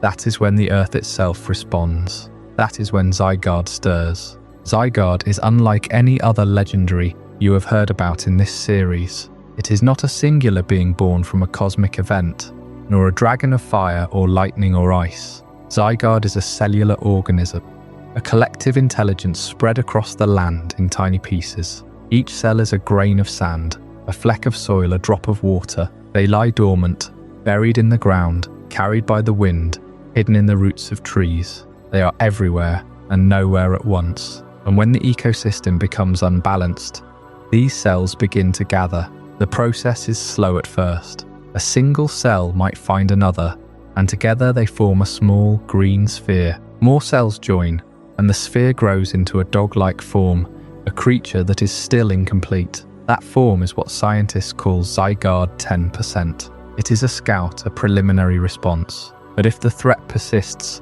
if the danger to the natural order intensifies, the cells continue to assemble. They merge into a larger, more imposing shape, a towering serpentine dragon that is half machine, half organism. This is Zygarde 50%, a being that can command the land itself, that can sense the flow of energy across continents. Yet even that form is not the final shape. When the threat reaches a level that could unravel life itself, when the balance between beginning and end is broken, the cells assemble into their ultimate configuration. Zygarde Complete Forme is no longer a creature of flesh and cells. It is a god of order, a living embodiment of the planet's will to survive. Its body glows with the energy of the earth, and its power is absolute. It can crush a mountain with a thought. It can restore a forest in a single breath. It can erase the corruption of any invader, but it does not act unless it must. Zygarde waits, because the ecosystem is resilient. It heals itself. It adapts. Only when the adaptation fails, only when the damage becomes irreparable, does the collective consciousness of the earth rise to intervene. This is the true nature of Zygarde. It is not a dragon in the traditional sense. It is not a ruler of time or space, not a creator of life or a bringer of death. It is the order that holds the beginning and the end in check. It is the unseen hand that ensures the cycle of Xerneas and Veltal does not spiral into chaos. Without Zygarde, the Kalos War might have ended not just in destruction, but in the complete collapse of the natural world. The ultimate weapon was a human creation, a perversion of life energy, and it awoke something ancient and patient in the earth. Zygarde did not stop the weapon, because the weapon itself was not the greatest threat. The greatest threat was the imbalance it created, and so Zygarde waited, cells scattered, watching, calculating, ready to act if the balance tipped too far. Now the cells are still there. They are in the soil beneath your feet, in the air you breathe, in the water that flows through the rivers. They are silent, but they are listening, and they will always be there, because the earth is patient. The earth remembers. But the story of Pokemon's dragons and gods is not finished. A new force is about to enter the world, one that will change the way we understand these ancient beings forever. It comes not from the earth or the sky, not from time or space, but from a place of pure wonder and mischief. In our next chapter, we will discover how a single type can upend the entire cosmic order, and why the dragons of old would never see the world the same way again. Zygarde, the Order Dragon, had emerged from the earth itself, a being built not from a single body but from thousands of cells, each one a tiny piece of a living planetary immune system. It watched over the ecosystem from the shadows, intervening only when the balance was so broken that nothing else could restore it. And yet, even as Zygarde coiled beneath the land of Kalos, waiting for a crisis that might never come, a far more profound shift was already taking place in the world of Pokémon. A shift that would not come from the depths of the earth, but from the realm of the unseen. The Fae, the storybook creatures that had always existed just beyond the edges of human belief. This was the arrival of the fairy type. For 6 generations, dragon types had stood at the top of the type chart, like ancient kings on a throne. No one could challenge. Dragons resisted fire, water, electric, and grass. They were immune to the only other type that could have threatened them, their own kind. Since dragon moves only hit other dragons super effectively, and in return, dragons struck back against everything with raw, overwhelming power. The only types that resisted dragon were steel, which still took heavy neutral damage, and the mythical fairy type, which did not exist yet. So dragons reigned supreme. They were the invincible rulers of the competitive landscape, the gods of the arena. Any team that wanted to succeed had to carry at least one dragon type or an Ice-type move to have any hope of dealing with them. It was a golden age for Draconic supremacy, but every golden age eventually meets its eclipse. Then came Generation 6, and with it, the seismic shift in the Pokémon world's power hierarchy and the nerfing of the dragon gods. The fairy type was introduced as the 18th type, and it did something no other type had ever done. It made dragons afraid. Fairies were immune to dragon moves entirely. They resisted bug, dark, and fighting, but most importantly, they hit dragons for double damage. Super effective with no resistance in return. The dragons that had terrorized the world for 2 decades suddenly had a predator, and the predator was small, delicate, and often whimsical. A pink puffball like Jigglypuff evolved into a fairy type. A tiny green sprite named Cottony, a smiling flower called Flabe, a little blue fairy from the Unova region named Togetic. These were the new apex hunters. It was as if the universe had decided that the mightiest beasts would be brought low by the gentlest of creatures. But why? What is the mythological justification for why small, whimsical creatures can bring down colossal drakes? The answer lies in the oldest stories humanity ever told. In folklore across cultures, dragons are not merely beasts. They are forces of nature, embodiments of chaos, hoarders of treasure, keepers of ancient secrets. And the only beings that can stand against them are not larger dragons, but tricksters, fae, and enchanters. Think of the way European legends tell of knights who sought the help of fairy queens to subdue dragons. Think of the Celtic myth of the Puka, the shape-shifting spirit that could tame even the fiercest worm. The fairy type is not about brute strength. It is about charm, enchantment, manipulation, and a kind of magic that dragons, for all their power, cannot comprehend. Dragons are creatures of raw elemental force: fire, lightning, ice, time-space, antimatter. Fairies are creatures of story, of illusion, of the rules that govern reality in ways dragons never learned to bend. In the Pokémon world, this mythology is woven into the very fabric of the universe. The fairy type is not a recent invention, it is a rediscovery. For generations, trainers and researchers had overlooked a fundamental aspect of Pokémon biology. The fairy type had always been there, hiding in plain sight. Clefairy, the moon fairy, had been a normal type since the very first games. Jigglypuff, the balloon Pokémon, was also normal. Mr. Mime, the barrier Pokémon, had always seemed to possess psychic-like abilities, but its true nature was something else entirely. When the fairy type was officially recognized, these Pokémon, and many others, were reclassified to reflect their true lineage. It was not that the world had changed. It was that humanity's understanding had finally caught up to the truth. And that truth was that dragons, for all their power, had always had a natural enemy. They just did not know it. This change reframed dragons from invincible rulers to natural forces that can be tamed. No longer could a trainer rely solely on a Dragonite or a Garchomp to sweep through an opponent's team. Now every dragon had a predator, and that predator was often something that looked like it belonged in a children's lullaby. A Sylveon, the new fairy-type evolution of Eevee, could take a Draco Meteor from the most powerful legendary dragon and barely flinch, then strike back with a Moonblast that would send that same dragon reeling. It was a humbling shift. Dragons were no longer the undisputed kings of the type chart. They were now a part of a larger ecosystem, a system where even the mightiest force has a counterbalance. And that is perhaps the most important lesson the fairy type teaches us. That power, no matter how immense, is never absolute.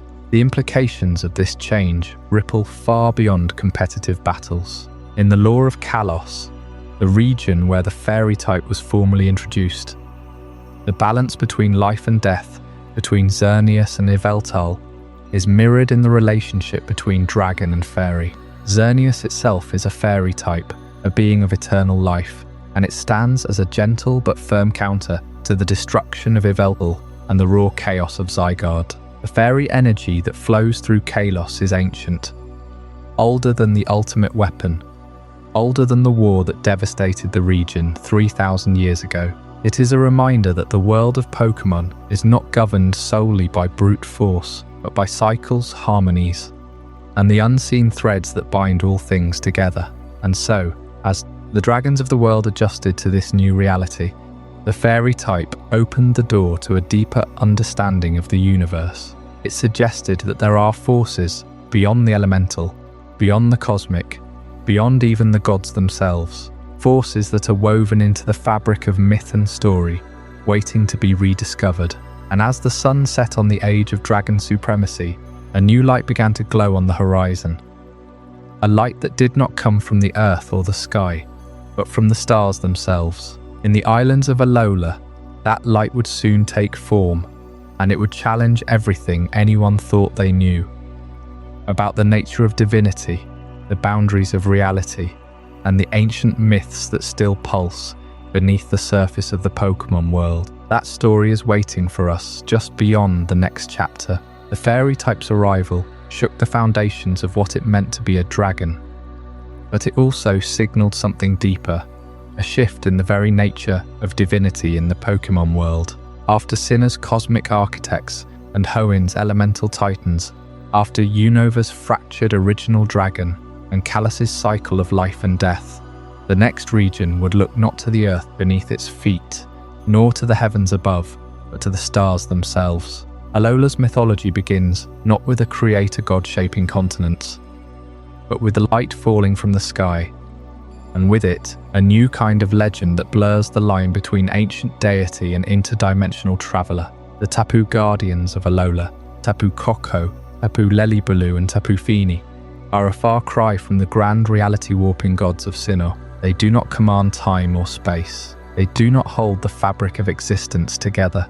Instead, they watch over 4 small islands, their power tied to the land, the sea and the sky, in a way that feels intimate rather than omnipotent. Each Tapu protects its own domain, and their worship is local, personal, steeped in the daily lives of the island's people. Where Dialga and Palkia are cosmic offices, the Tapu are village deities. They bless crops, calm storms, and mediate disputes. Their divinity is measured not in the scope of their authority, but in the closeness of their presence. And yet, for all their modesty, the Tapu stand guard over a secret that stretches far beyond Alola's shores. A secret written in the stars and whispered in the ancient carvings of the ruins of abundance. Long before humans settled the islands, a radiant visitor came from beyond the sky. It was not a god in the traditional sense, but a being of pure, blinding light, a creature that fed on light itself, that drank the radiance of suns and moons. The Alolan legends call it the Blinding One, the Light Stealer, the one who devours the glow of entire worlds. Its true name is Necrozma, and its story is one of the most tragic in all of Pokémon mythology. Necrozma was not always a thief. Once, it was a source of immense light, a prism through which cosmic energy flowed into the universe. But something went wrong. Perhaps it was injured, or exiled, or simply drained by the vast emptiness between dimensions. Whatever the cause, Necrozma became a hollow shell, a walking corpse of crystal and shadow, desperately hungry for the light it had lost. It drifted through space until it found Alola, a world rich with light, the light of the sun, the moon and the stars. Necrozma arrived during a time when the Tapu Guardians were still young, still learning their roles. The conflict that followed shaped the island's very geography. The Tapu fought to protect their people, but they were no match for a being that could bend light and warp reality. In the end, they could not defeat Necrozma. They could only contain it. They sealed it away in a dimension of its own, a dark space known as Ultraspace, and they erected structures over the rifts to keep it imprisoned. Those structures became the ruins scattered across Alola, and the Tapu have watched over them ever since, never forgetting the Light Stealer that sleeps beneath the stars. But Necrozma was not alone in Ultraspace. The seal that contained it also opened a doorway, a crack between dimensions that allowed other beings to slip through. These became known as Ultra Beasts, creatures so alien that they defy classification, their biology and behaviour utterly foreign to our world. They are not gods, not legendary Pokémon in the traditional sense. They are wanderers from another reality. Interdimensional travelers, pulled through the same fractures that Necrozma once tore. Some are beautiful, like the jellyfish-like Nihilego, glowing with an ethereal light. Others are terrifying, like the towering Blacephalon, whose head is a literal bomb. But all of them share one thing in common. They are refugees from a broken dimension, seeking light, seeking energy, seeking a home. The Tapu do not judge them as good or evil. They simply watch, and they wait, for the day when the seal might fail, and the Light Stealer might return. This is the great shift that Alola represents in the history of Pokémon's mythology. We move from terrestrial gods, beings born of earth, sky and sea, to cosmic visitors, entities that come from beyond the known universe. The dragons and gods of earlier generations were part of our world, even when they shaped it. Dialga is time itself, but time is a property of our universe. Palkia is space, but space is the stage upon which our reality plays out. Necrozma, however, comes from somewhere else entirely. It is an outsider, a stranger, a thief of light that once gave light, and its tragedy is that it does not want to destroy Alola. It wants to be whole again. It wants to shine, but its hunger blinds it, and in its desperation, it consumes the very light that gives life to the islands. The ancient history of Alola is written in that conflict. The Tapu Guardians remember it in their rituals, in the way they dance under the moon, in the way they offer light to the sky every year during the festival of the rising sun. They know that Necrozma is not truly evil.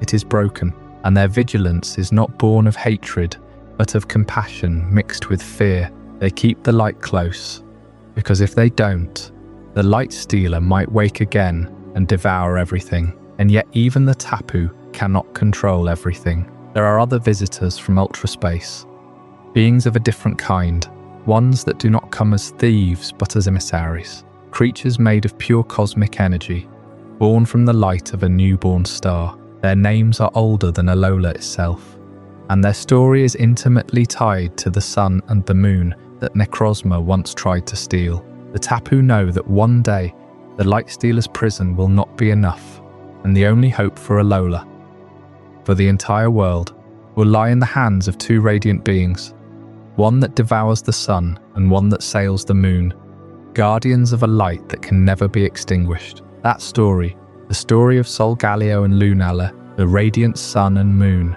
is waiting to be told, and it begins with a star that fell from the sky, carrying the promise of a new dawn. From the depths of Necrozma's stolen light, we return to Alola, where the stars themselves have always held a secret. The ancient legends of this region do not speak of dragons that shaped continents or gods that bent time. They whisper of a visitor from beyond the cosmos, a being so fragile it was mistaken for a nebula, a cloud of gas and dust drifting through the endless dark. That being was Cosmog, and its story is the most unlikely genesis of power in all of Pokémon history. Cosmog appears at first as nothing more than a wisp of cosmic vapor, a creature with no offensive capability, no defense, no will to fight. In the games, it is the weakest Pokémon statistically, a tiny star child that cannot even learn an attacking move. Yet this vulnerability is not a flaw. It is the first chapter of a myth that spans the boundaries of reality. For Cosmog is not merely a creature of this universe. It is a bridge between our world and ultraspace, a dimension where the laws of physics fold into something ancient and alien. The Alolan people, in their oral traditions, spoke of a child of the stars that would one day awaken into a guardian of light or a herald of the moon. This dual destiny is central to the lore of Solgaleo and Lunala. When Cosmog evolves, it does not simply grow larger. It transforms into a being of pure celestial energy. Solgaleo, the radiant sun Pokémon, becomes a massive lion of fire and metal, its mane burning with the heat of a real star. Lunala, the full moon Pokémon, emerges as a spectral bat, whose wings are woven from the shimmer of moonlight and shadow. These are not just legendary Pokémon in the traditional sense. They are cosmic offices, embodiments of the sun and moon, as they exist in the Alolan sky. But here is where the alchemy and astronomy merge. The Alolan creation myth is deeply influenced by the ancient practice of alchemy, particularly the idea of the prima materia, the primal matter from which all things are formed. Cosmog, in its fragile state, is that prima materia, the undifferentiated, formless substance of the cosmos. Its evolution into Solgaleo or Lunala represents the alchemical great work, where the base material is refined into a perfect luminous form.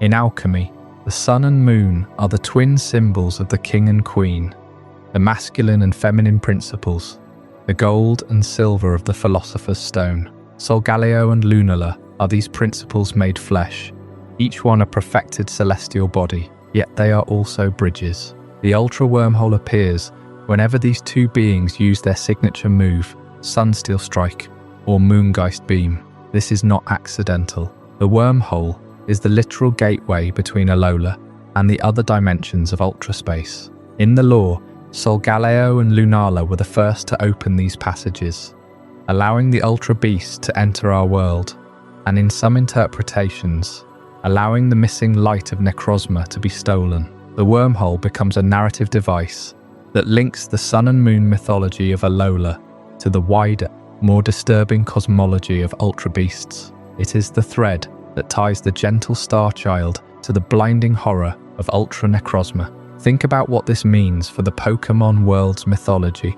Until Alola, legendary Pokémon were either terrestrial forces, Groudon, Kyogre, Rayquaza, or metaphysical gods like Dialga and Palkia. They were bound to our world, part of its fabric. But Solgaleo and Lunala are visitors from another dimension entirely. They are not native to the Pokémon planet. Their power comes from the light of distant stars, not the core of the earth or the flow of time. This shifts the entire framework of divine power in Pokémon. It suggests that the gods we have worshipped may be only local deities, and that the real cosmic powers are still out there, drifting through the ultra wormholes. The evolution of Cosmog into these celestial beasts is a journey of transformation that mirrors the alchemical quest for enlightenment. The fragile nebula becomes a blazing sun or a silent moon, and in that transformation, a key truth is revealed. The universe is not a closed system. There are other mythologies, other dimensions, other gods waiting to be discovered. The Ultra Wormhole is the door to that infinite library of terror and wonder.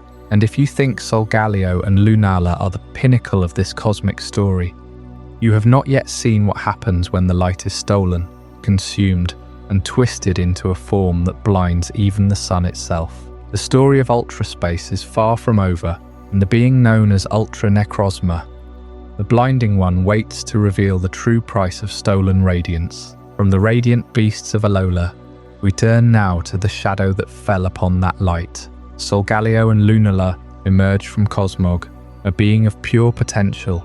But there was a third entity in that ancient story, one that did not simply channel light, but hungered for it. A creature that was once whole, then broken, and finally remade into something far more terrifying than any celestial lion or lunar bat. This is the tale of Ultra Necrozma, the blinding one. To understand Ultra Necrozma, we must first understand the civilization that came before Alola as we know it. Long before the Island Trials, before the Tapu Guardians, there was an advanced society that discovered the secret of Z-Power. They harnessed the light of the stars and the energy of the cosmos, channeling it through crystals and rituals. Their power grew immense, but with it came a terrible pride. They believed they could control the very source of light itself. At the center of their world stood a being of immense power, a dragon of pure light. This was Necrozma, not the broken, hungry creature we first meet, but a radiant, towering god of blinding luminosity. It was the source of all Z-Power, the energy that flowed through the land and empowered their civilization. The people of that ancient era worshipped Necrozma, and in return gave them prosperity, warmth, and the light that made their world thrive. But light can be taken.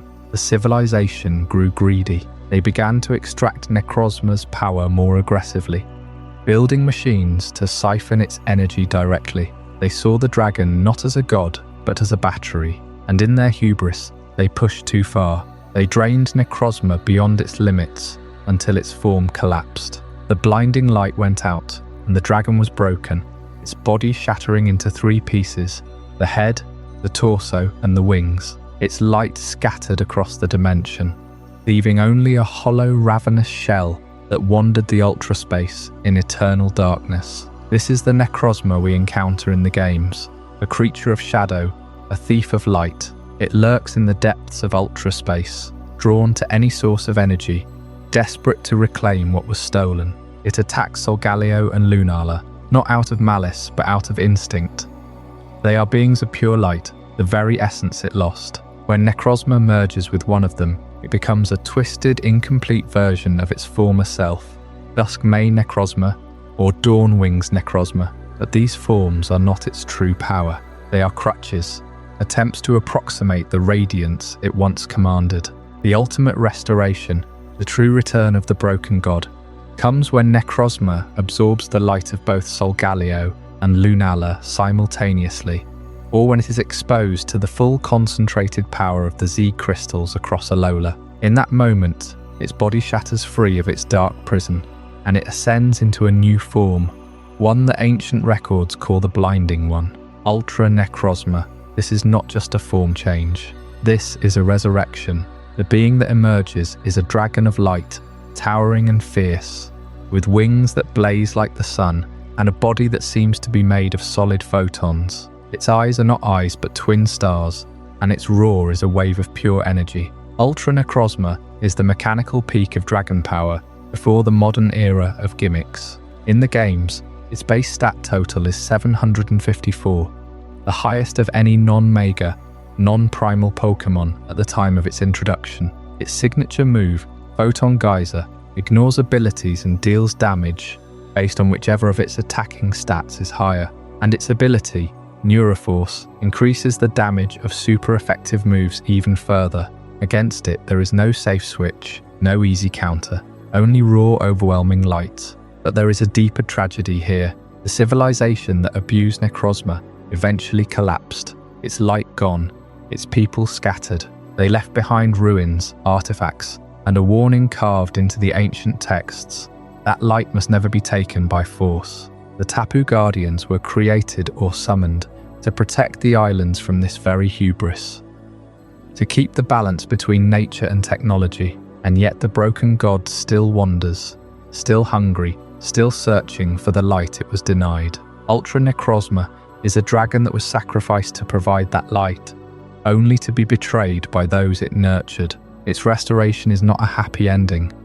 It is a terrifying reminder that power cannot be controlled forever. When the dragon returns to its true form, it is not as a savior, but as a blinding force of judgment. And with that light, we must look ahead, across the ocean, to a land of legend and shadow. There a different catastrophe waits, one that fell from the stars in a meteor, leaking energy into the very ground and awakening a darkness that would require 2 heroes, 2 wolves, and the ancient sword and shield to contain. That story is known as the Darkest Day of Galar. I hope you're as amazed by this as I am. From the blinding light of Ultra Necrozma, a being that stole light and was restored to a terrifying form, we now turn our gaze to a different kind of cosmic intruder, one that did not come from the emptiness between stars, but from the darkness that lies between worlds. In the region of Galar, long before the stadiums and the cheering crowds, there was a day that the old texts call the Darkest Day, and on that day a dragon fell from the sky. It was not a dragon of flesh and scale, not a creature of fire or lightning. It was a dragon of pure energy, a living core of infinite power that arrived encased in a meteor. The rock itself was ancient, older than any civilization on the planet, and when it struck the earth, it did not shatter. It opened, and from that wound in the stone, Eternatus emerged, not as a king, not as a god, but as an alien force, a source of energy so vast that it began to bleed into the very land itself. The people of Galar did not know what to call it at first. They spoke of a great dragon that had descended, but this was no ordinary dragon.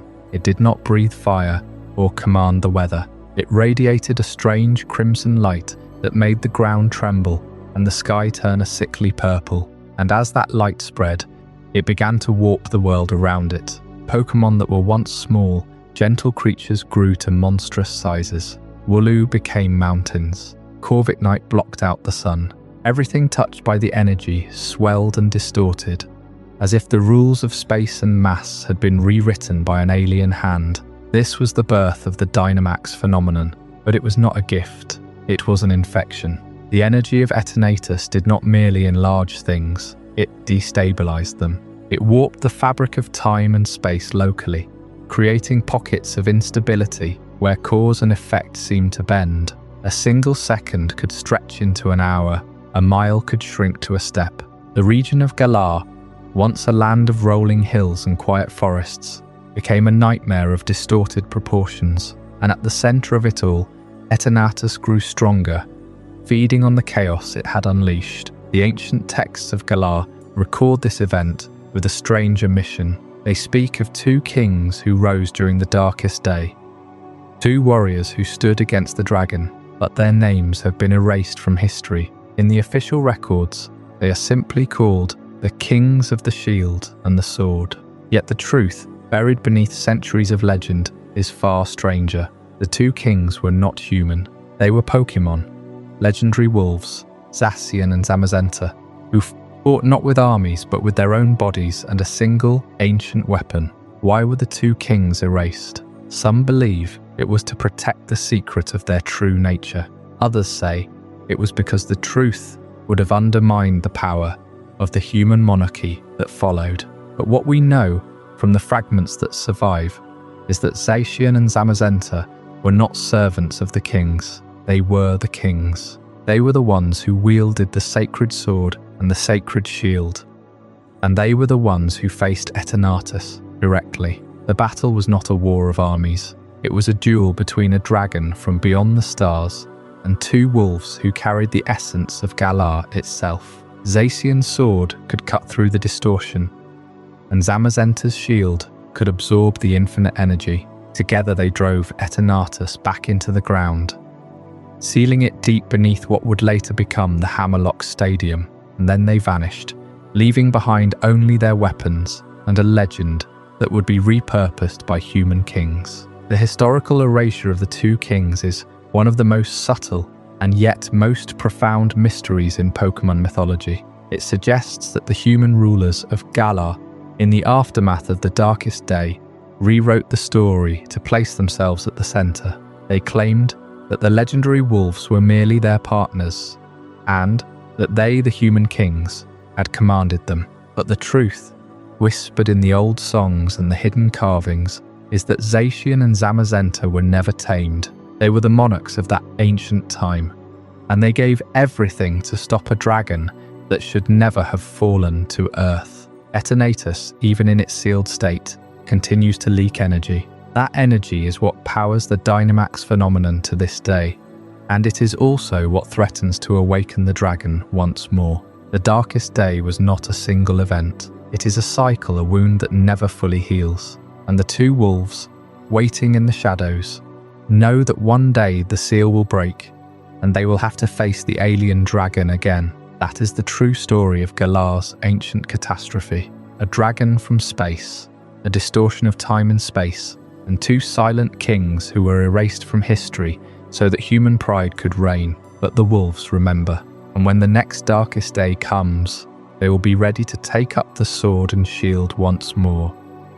A story we will continue as we look closer at the nature of those two legendary wolves, the fairy steel counter that stands against the infinite. The energy of the Darkest Day did not simply fade into myth. It seeped into the very ground of Galar, twisting the landscape and waking something that had been sleeping for thousands of years. When Eternatus fell from the stars and its power flooded the region, the ancient conflict between raw chaos and order was reignited, and it was not the modern Pokémon League or any human technology that answered the call.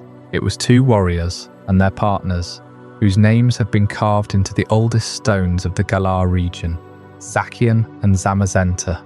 These were not ordinary Pokémon. They were legends born from the same crisis they were meant to end. Long before the gym challenge, before the concept of a champion, Before even the first Pokeball, the people of Galar lived in terror of the darkest day. They watched as the sky turned black and the earth swelled with unnatural energy. Pokémon grew to monstrous sizes, and the very fabric of reality seemed to fray at the edges. It was in this moment that two ancient figures emerged, not from a castle or a temple, but from the wilds, bearing an enchanted sword and an unbreakable shield.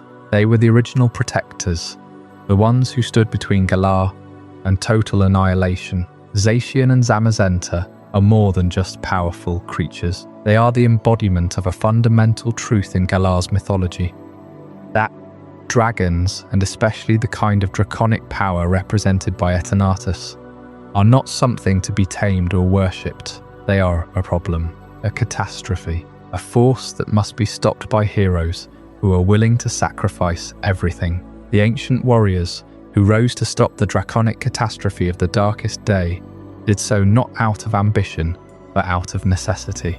And their weapons, the legendary sword and shield, are not just symbols of strength. They are the ultimate tools of protection against raw, chaotic power. They represent the belief that even the most overwhelming force can be met with courage and cunning. Zacian wields a sword that can slice through the very concept of disaster, a blade that becomes impossibly sharp in its crowned sword form. Zamazenta carries a shield that is said to be unbreakable, a barrier that can turn back the most violent storm. Together, they are a perfect counter, and here is where the mechanics of Pokémon lore align beautifully with the story. Zacian and Zamazenta are Fairy and Steel types, a combination that was introduced in Generation 6 as a direct response to the dominance of dragons. Fairy is immune to dragon and Steel resists it. The game designers gave these legendary warriors the typing that would allow them to stand up to the ultimate draconic threat. It is not just a coincidence. It is a deliberate piece of world building. In Galar, the heroes are Fairy and Steel because the threat is dragon, and the solution is harmony between two opposing elements, one magical and whimsical, one solid and unyielding. When the Darkest Day finally ended, Zacian and Zamazenta did not claim the throne. They did not become rulers. They vanished, their weapons rusting into relics that would later be discovered by a young boy and his partner in a story we know as the modern games. They became the legends that the region's history is built upon, and Galar's mythos reinforces the idea that dragons are a problem that heroes must solve, not a source of power to be harnessed. Eternatus is not a god to be appeased. It is an invasive force, an alien parasite that must be sealed away. The heroes are not dragons themselves, but creatures that stand in opposition to dragons. That is the lesson of Galar's ancient past. When the world is in danger, the answer is not to become the monster, but to find the strength to resist it.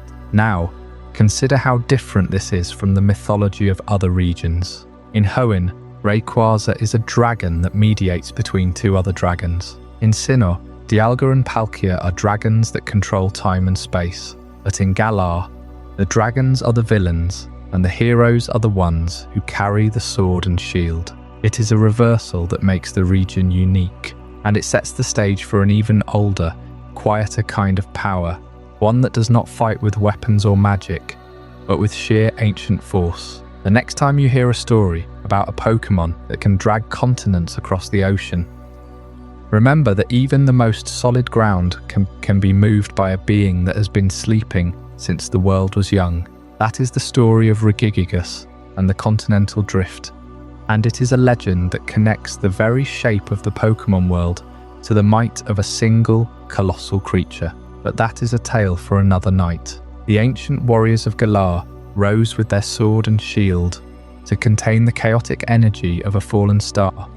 But the forces that shape the world are not always the result of a single, explosive catastrophe. Sometimes they are the work of a colossus, a being so vast that its movements literally rearrange the geography of the planet. This is the story of Regigigas, the Colossus Pokémon, and the Continental Drift. Before humans ever carved the first Pokeball or founded the first region, the land masses of the world were not as we know them now. They were scattered, fragmented, drifting without purpose. But then, something stirred in the deep silence of the ancient earth. A titan woke.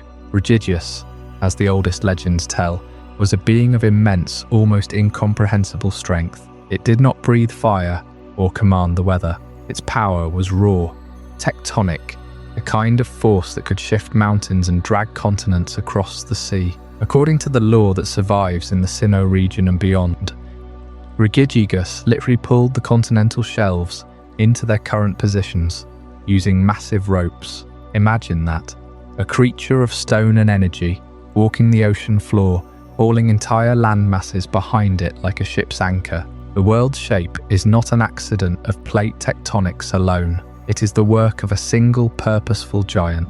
And because such a monumental task required more than one pair of hands, Regigigas created servants to help it shape the world. These were the first of the Regi trio, Regirock, Regish and Registeel. Each was formed from the raw materials of the planet. Regirock was carved from the hardest stone, Regist was frozen from the deepest waters, and Registeel was forged from the molten core of the earth. They were elemental servants, pure and obedient, designed to carry out the will of their master. Together, they built the foundations of the continents, the mountain ranges, the ice fields, and the underground caverns. Their purpose was not warfare or conquest. They were builders, craftsmen of the primordial world. But time passed, and the great work was completed. Regigigas, having fulfilled its purpose, retreated into a deep slumber. It was sealed away in a cavern beneath the snowy peaks of Sinnoh,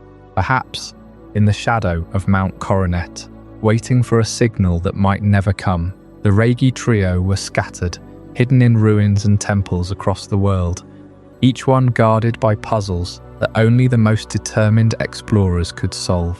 And for centuries, that was the end of the story, a sleeping god and its silent servants. Yet the legend did not end there. Later generations would discover that Regigigas' creative power was not limited to the three classical elements. New Regi forms began to appear, each one a variation on the original theme. In the Galar region, explorers unearthed Regieleki, a being of pure electric energy, and Regidrago, a creature forged from crystallized dragon energy. But Regidrago is particularly haunting. Its body is incomplete, a head and arms made of translucent green crystal, with no lower half, as if it was never finished. This is not a flaw, it is a clue. Regidrago's unfinished form hints at the raw, unstable power of crystallized dragon energy. It was meant to be the ultimate elemental servant, a dragon born from the Earth's most volatile essence, but something stopped its creation. Perhaps the work was interrupted. Perhaps the energy was too dangerous to fully contain. Or perhaps Regigigas knew that a complete dragon servant would be too powerful, too close to the same force that would later fall from the sky in Galar. The Regi legend is a reminder that the ancient world was not just shaped by gods and dragons of the sky. It was shaped by a single silent colossus that pulled the land into order with nothing but ropes and will. Its servants still sleep, waiting, and the unfinished dragon, Regidrago, sits as a frozen testament to the power that was almost unleashed. This story of creation and incompleteness sets the stage for another ancient mystery, one that blurs the line between past and future. In the Paldea region, legends speak of beings that are not from one time, but from all times at once. The Paradox of Paldea asks a question that Regigigas never had to answer.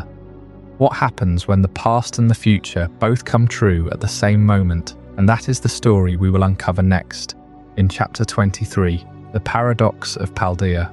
The lore of Regigigas pulling continents into place with ropes feels like the kind of myth that should stay firmly in the ancient past. A story about the physical world being shaped by colossal hands. But the moment we step into Paldea, the timeline itself starts to blur. Here, the myth of dragons is not just about shaping land or controlling the weather. It is about the very nature of time and the question of whether the past and the future can ever truly be separated.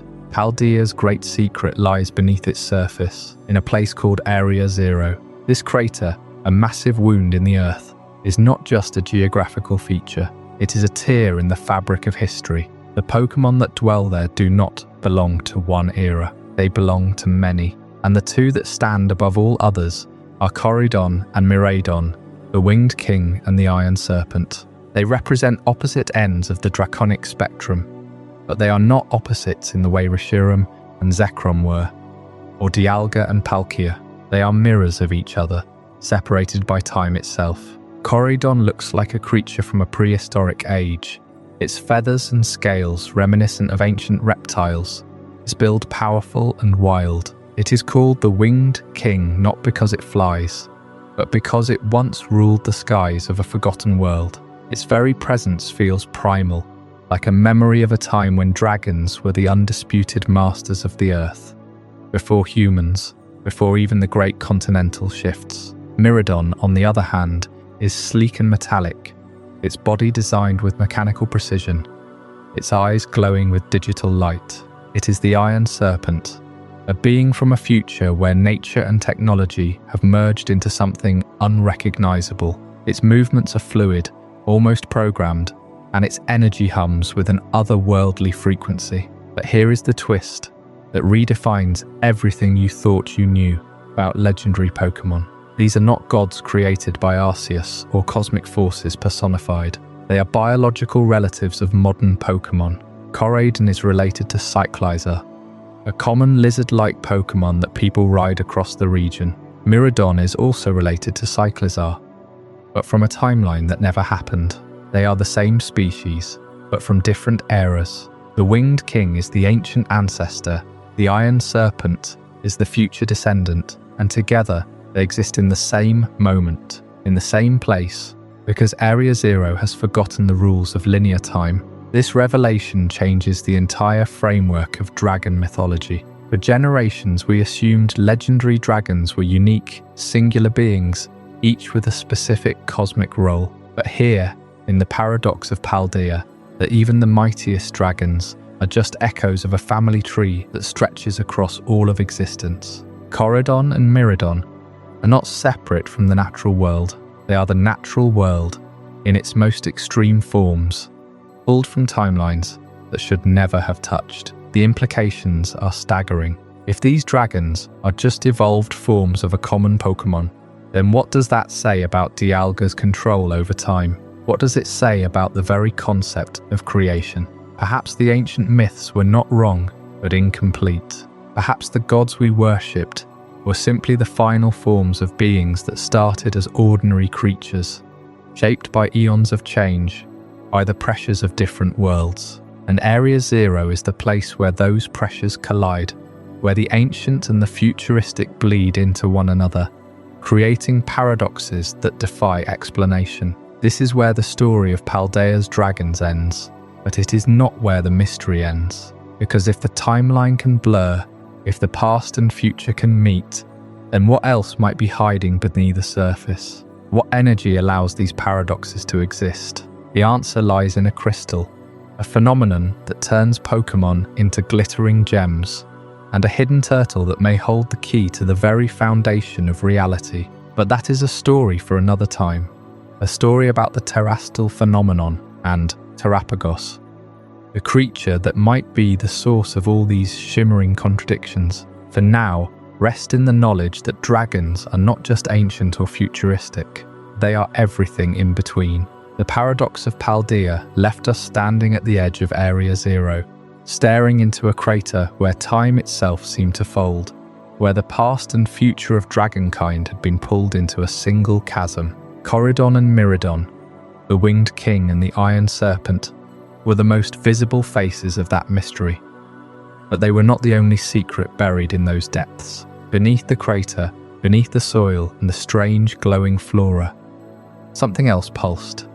A light that was not quite light, a power that did not belong to any single era. It was the source of the crystals that had begun to sprout all across the Paldea region, the same crystals that, when touched by a Pokémon, would wrap them in a jeweled crown of pure energy and transform their very nature. This was the terrestrial phenomenon, and its roots ran deeper than any human history, deeper than any regional legend, all the way down to the planet's core. To understand the terrestrial phenomenon, you have to first understand that the crystals are not just rocks that glow, they are fragments of a forgotten engine, a living memory of an ancient dragon that once slept at the center of the world.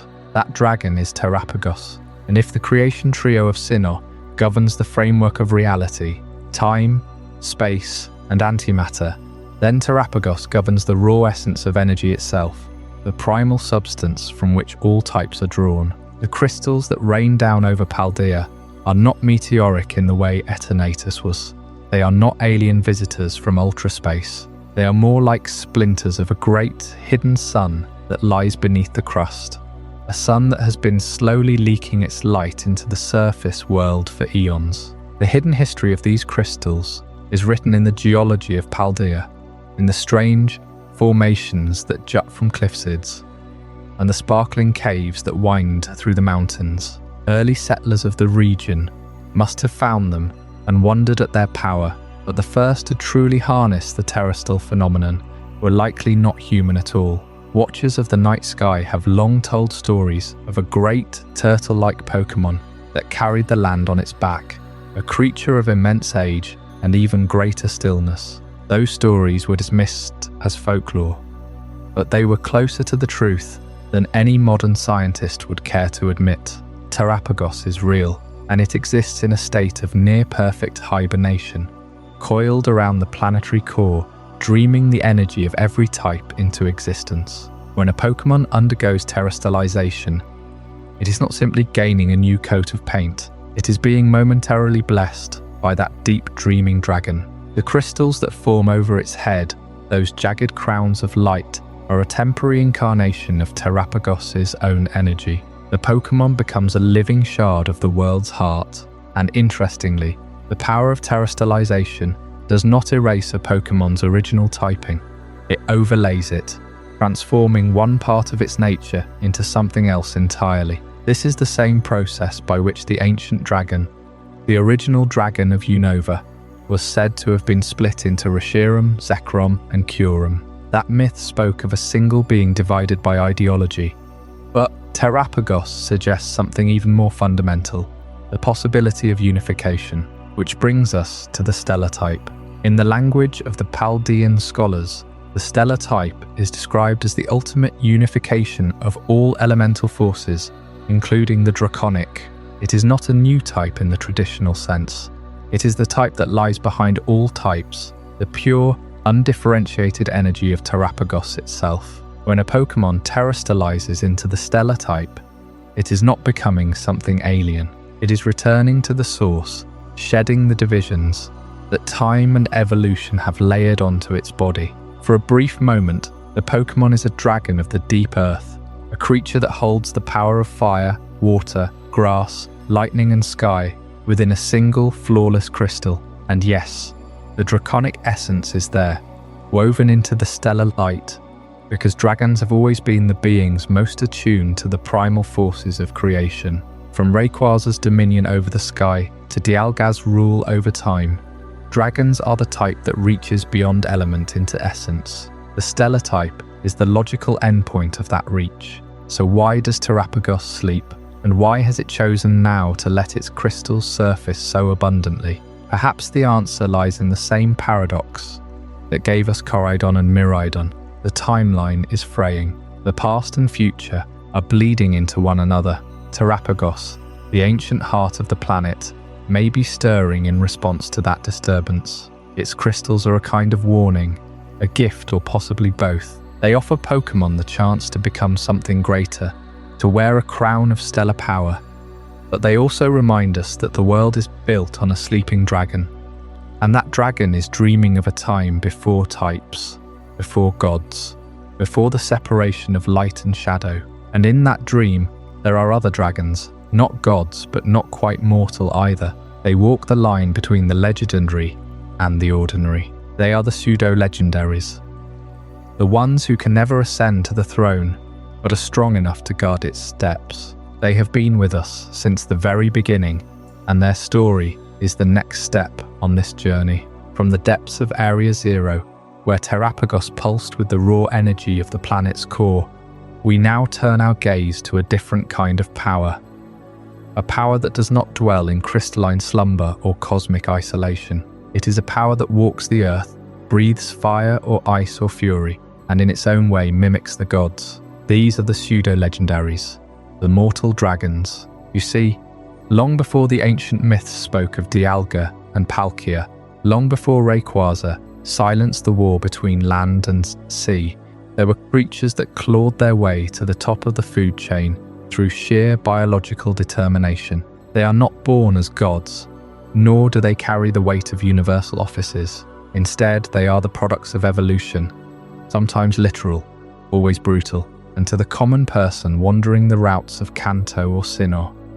These monsters are far more terrifying than any deity sealed in a cave or floating above the clouds. Consider Dragonite.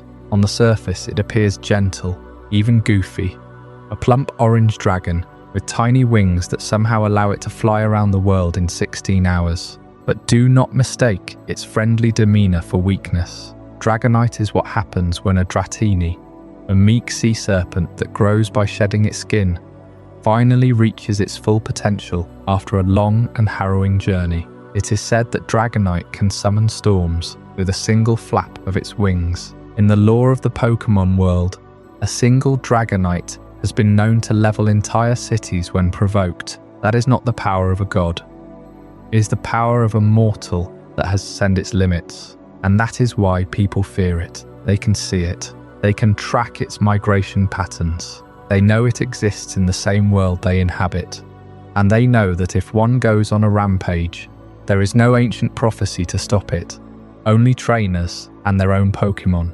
Then there is Tyranitar. Not a dragon by type, but undeniably draconic in its appearance and in its role as an apex predator. Tyranitar represents a terrifying truth. To become a god among mortals, one must consume the land itself. The Larvitar line burrows deep into the earth, eating entire mountains to grow. When it evolves into Pupitar, it encases itself in a rock-hard shell, undergoing a metamorphosis that is part pupa and part prison. It is said that the pressure inside that shell is so intense that if it cracks, the energy released can flatten a small town. When Tyranitar finally emerges, is a walking natural disaster. Its roar can alter the landscape. In the ancient past, it is believed that Tyranitar were used as weapons by warring kingdoms. Not because they were legendary, but because they could be controlled. Barely. This is the key difference. Legends are revered, pseudo-legendaries are managed, and management implies risk. Salamance's story is perhaps the most poignant of all. Bagan, the first form, dreams of flight. It is a small rock-headed creature that throws itself off cliffs again and again, hoping to one day soar. Its skull becomes hard from the repeated impacts, but its spirit never breaks. That single-minded obsession drives its evolution into Shelgon, a cocoon of denial, and then finally into Salamence, a dragon that achieves its dream through a rage that borders on madness. Salamence does not fly because it is graceful.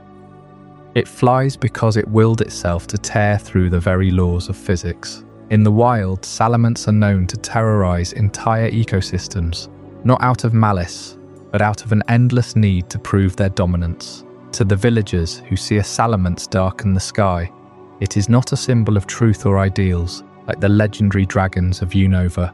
It is a predator that could descend at any moment. But when we speak of pseudo-legendaries that truly mimic the gods, Garchomp stands alone. A land shark, born from the desert heat of Sinnoh, Garchomp is the closest a mortal Pokémon has ever come to embodying the same raw, terrifying authority as the creation trio. Its speed is legendary. It is said that a Garchomp can fly as fast as a jet plane by folding its limbs and using its fins to slice through the air. Its power is enough to tear through steel, and its evolutionary line is a testament to harsh survival. Gible lives in caves, often in volcanic regions, where it must dig for food and avoid predators. Gabir is a hoarder of treasure, but that treasure is just a means to attract a mate, a biological drive that is both primal and desperate. To evolve into Garchomp, a Gabite must not only survive, but also dominate its territory. The final form is a creature of perfect killing efficiency.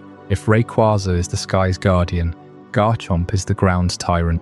And unlike Rayquaza, you can encounter a wild Garchomp while exploring a mountain cave. That visceral proximity makes it infinitely more real and infinitely more frightening. The pattern continues through later regions. Goodra, a slimy dragon that begins as a droplet-like Goomy, must endure incredible hardship just to reach its final form. It requires rain, shelter, and a level of trust that is rare in the wild. But once evolved, Goodra can command the very weather with its tears. Kommo-o, the scale-clad warrior of Alola, beats its own scales like drums to intimidate rivals. And its evolution from Jangmo-o is a story of constant training and battle. Dragapult, the stealth dragon of Galar, was once a small dreepy that could not survive on its own. It had to be carried by its relatives until it grew strong enough to evolve. And then there is Baxcalibur, the ice dragon of Paldea, whose line thrives in the coldest climates, building up a coat of ice from the constant spray of freezing water. Each of these pseudo-legendaries is a mortal that has earned its power through suffering, adaptation, and relentless ambition. They are not born of cosmic events.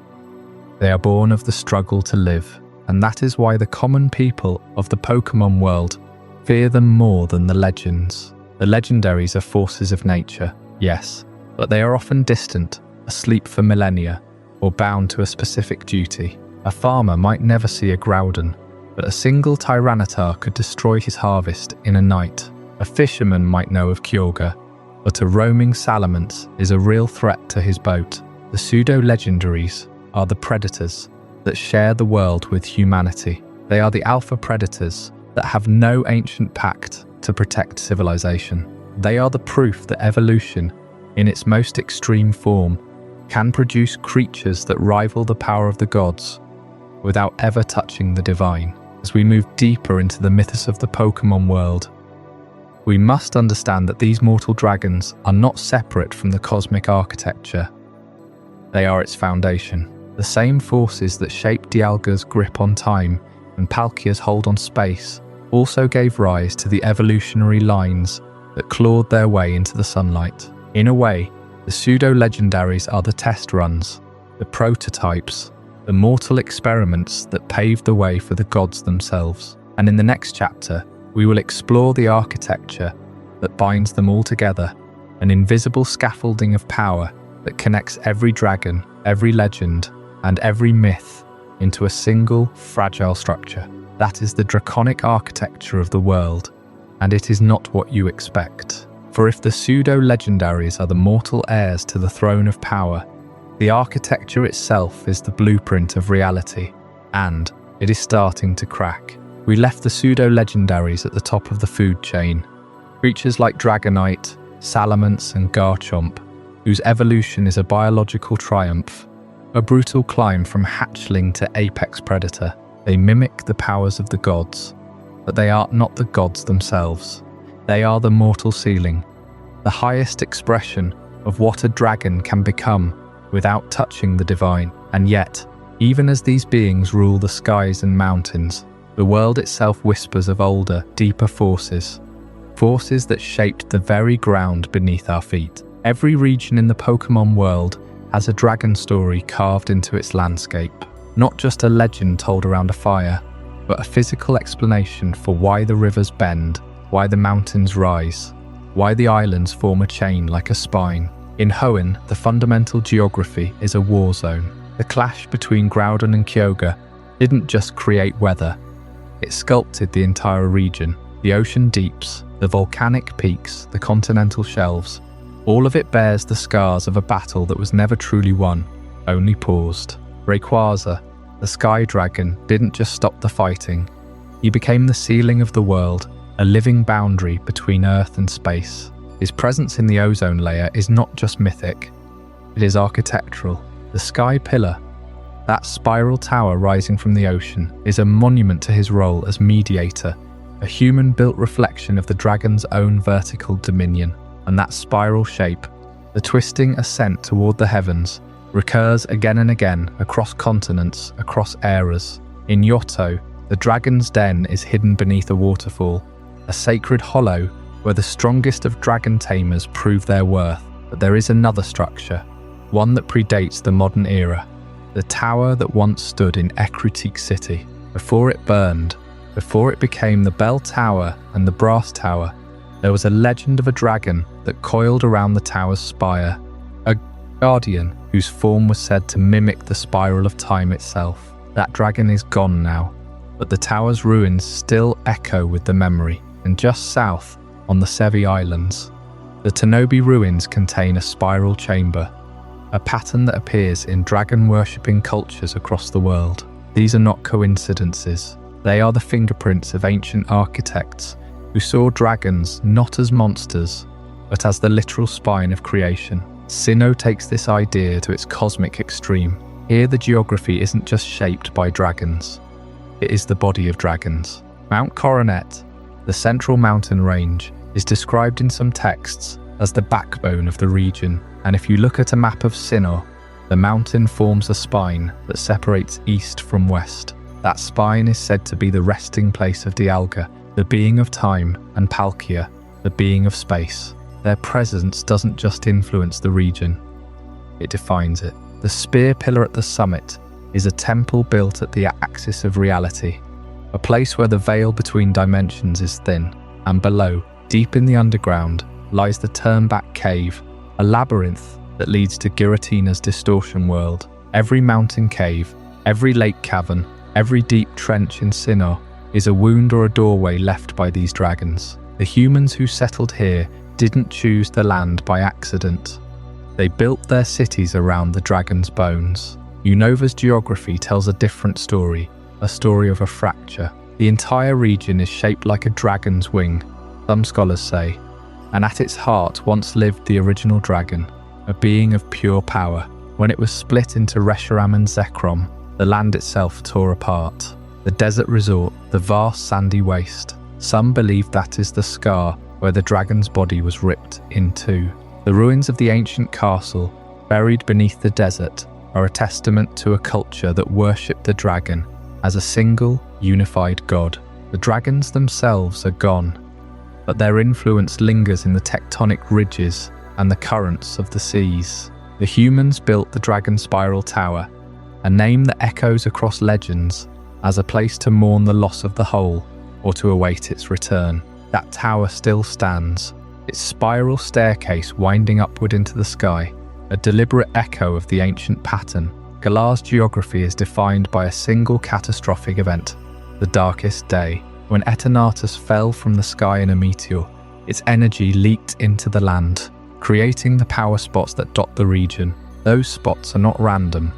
They form a ring, a circuit that connects the whole of Galar. The three giant Pokémon that rose from this energy, the ancient heroes of the Sword and Shield, were dragons in all but name. Their battles carved the Lake of Outrage, changed the course of rivers, and left towering stone monuments. The ruins in the slumbering Weald are shaped like a coiled serpent, a pattern that matches the dragon's form.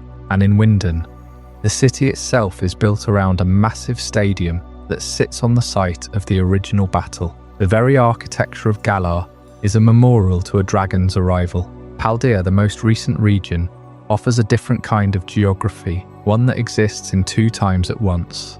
Area Zero, the great crater at the centre, is a wound that pierces through the crust, but it is also a temporal anomaly. The dragons that live there, Corridon and Myridon, are not just creatures of the present. They are echoes of the prehistoric and the futuristic. The spiral shape of the crater walls, the terraces that descend into the abyss, the crystal formations that glow with ancient energy. All of it is architecture built by the planet itself, shaped by the presence of dragons that are also gods. The humans who discovered Area Zero didn't build there, they observed. They built labs and observation decks, but the real structure is the crater, and at its deepest point, they found Terrapagos, a being that may be the source of all terrestrial energy, a dragon that isn't just part of the geography, but the engine that powers it. This is the thread that ties it all together. The connection between human religion and the physical presence of these monsters. In every region, humans built towers, spiral towers, to mimic the shape of the dragons they worshipped. They built temples at the peaks of mountains, because that was where the Sky Drag dwelled. They buried their dead in caverns that mirrored the distortion world. They carved symbols into stone that matched the patterns on a dragon's scales. The religion of the Pokémon world is not separate from nature. It is a direct response to the dragons that are nature. The myths are not just stories.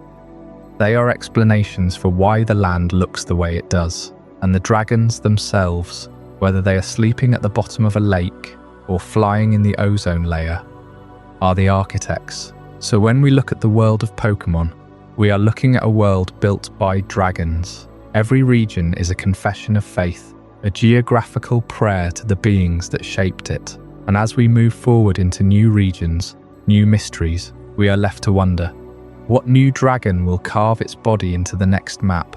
What spiral will rise from the ashes of the old towers? The future of Pokémon mythology is still being written, and its architects are already moving through the shadows, waiting to reshape the world once more. Every region we've explored, from Johto to Paldea, has placed a dragon at the heart of its most defining landscapes. The Dragon Spiral Tower, the Sky Pillar, the Spear Pillar, the Cave of Being. These structures are not just ruins, they are monuments to a single truth. That truth is that the world of Pokémon was built upon a foundation of draconic power. And now, as we look ahead to what the future holds for this mythology, we find ourselves standing at the edge of a very different kind of spire, one that points not toward the heavens, but backward into the buried past. The story of Pokémon's dragons has always been one of expansion. First, they were rare, almost ceremonial creatures. Then they became regional legends, the arbiters of weather and war. Then they became gods of space, time and antimatter. For a while, the franchise seemed to push its mythology outward, into the cosmic void, as if to say that the true nature of dragonkind was tied to the very fabric of the universe. But if you look closely at the most recent generations, you can see the pendulum beginning to swing back. The trend is moving away from the gods of the universe and returning to the gods of the planet. Think about it. Sinnoh gave us Dialga, Palkia, and Giratina, beings whose domains are time, space, and a dimension that exists outside of everything. Those are universal concepts. They don't care about mountains or oceans or the rotation of the earth. They care about the laws of reality. But then, starting with Alola, we saw a shift. The guardian deities of Alola are tied to specific islands, to the land itself. Solgaleo and Lunala are tied to the sun and moon, which are celestial but still part of our planetary system. Galar gave us Eternatus, a creature that crashed from a meteor and became the source of Dynamax energy, a planetary phenomenon. And then Paldea gave us Terrapagos, a being that literally hibernates at the planet's core, its crystals woven into the very geology of the region. The message is clear. After spending generations building toward cosmic creation myths, Pokémon is now grounding its dragons back in the earth. They are no longer just architects of the universe. They are the heartbeats of the world itself. And this brings us to the most intriguing loose thread in all of Pokémon mythology. The original dragon of Unova. For those who may not remember, the Unova region's ancient legend tells of a single, immense dragon that was the embodiment of a unified ideal. When the twin heroes who commanded it could not agree on whether truth or ideals should guide the new land, the dragon was split into three parts: Reshiram, the vessel of truth; Zekrom, the vessel of ideals; and Kyurem, the empty shell that remained, the leftover husk. The legend says that Kyurem itself remembers its original form, and that if the two halves could ever be reunited, the original dragon would be reborn in its true glory. But we have never seen that true form. Not in any game, not in any spin-off, not even in concept art that has been officially released. The original dragon exists only as a ghost in the lore, a tanshadjug of a creature that has never been drawn. And that, I believe, is the single greatest opportunity for the future of Pokémon mythology. Imagine what that creature would look like. It would have to encompass not just the fire of truth and the lightning of ideals, but also the ice of emptiness, the cold that comes from being incomplete. It would be a dragon of absolute balance, a being that contains all three types, all three philosophies, and all three aspects of a story that broke itself in half. And more importantly, its return would not be a cosmic event, it would a planetary one. The original dragon is tied to the history of Unova, to the earth of that region, to the conflict between two human brothers. It is a god of the land, not of the void. If Game Freak ever decides to tell that story, and they have dropped hints that they have not forgotten it, with Kyurem's black and white forms and the DNA splicers, it would represent the ultimate fulfillment of this planetary trend. The original dragon is a creature that never should have been split. Its restoration would be a mythic act of healing, not a creation of a new god, but the mending of an old one. And it would complete a cycle that began all the way back in Unova, a cycle about conflict between truth and ideals, but also about the need for wholeness. And this is where the concept of dragon itself continues to evolve. In Generation 1, being a dragon was a type. It was a category that gave you resistance to fire and water, and a move that always dealt 40 damage. But now being a dragon is a status. It is a label that signifies something fundamental. Corridon and Mirrodon are not dragon type by accident. They are dragons because they represent the alpha and omega of time, the primal past and the technological future. Their names even reflect that. Corridon from Korra, meaning ancient, and Mirrodon from Mirai, meaning future. But they are both tied to Paldea, to a specific crater in that region, to a phenomenon that is unique to that planet. This is where we are now. The mythology of Pokémon has come full circle. We started with dragons as mysterious, almost untouchable beasts. Then we elevated them into space-time controllers. And now, we are bringing them back down to the ground, but not as lesser beings, as essential ones. The gods of the universe were never truly separate from the planet. Even Arceus, the creator of all things, chose to create a world, not just a void. Its first act was to shape a planet, to fill it with life, and to appoint dragons like Dialga and Palkia as its caretakers. But now the stories we are being told are about the planet itself, its crystals, its energy, its ancient wounds. The dragons of the future will not be the architects of reality. They will be the guardians of a single, fragile world. Which brings me to the next chapter in this long, winding journey. Because if the dragon is the symbol of the planet's life force, then what happens when that life force is threatened? What happens when the cycle of the dragon becomes a loop that must be broken, or repeated, or remembered? The answer lies in a pattern that is older than any region, older than any legendary, older than the very concept of time itself. And it is a pattern that will lead us directly into the heart of the eternal cycle of the dragon. We began the last chapter with the question of what comes next for Pokémon's dragons. The trend we saw is a slow retreat from the cosmic heights of Sinnoh's creation gods back towards something more grounded. The original dragon of Unova still lingers in the shadows of myth, never fully revealed, always just out of frame. And yet, even as the legends shrink their scale from multiverses to planets, the dragon type itself has only grown more central to the story. It is the one thread that runs through every generation. From the first time a player stumbled upon a Dratini in the Safari Zone, to the moment they stood before Arceus itself, the creator of all things. But why? Why does the dragon type remain the centerpiece of Pokémon's narrative ambition, generation after generation?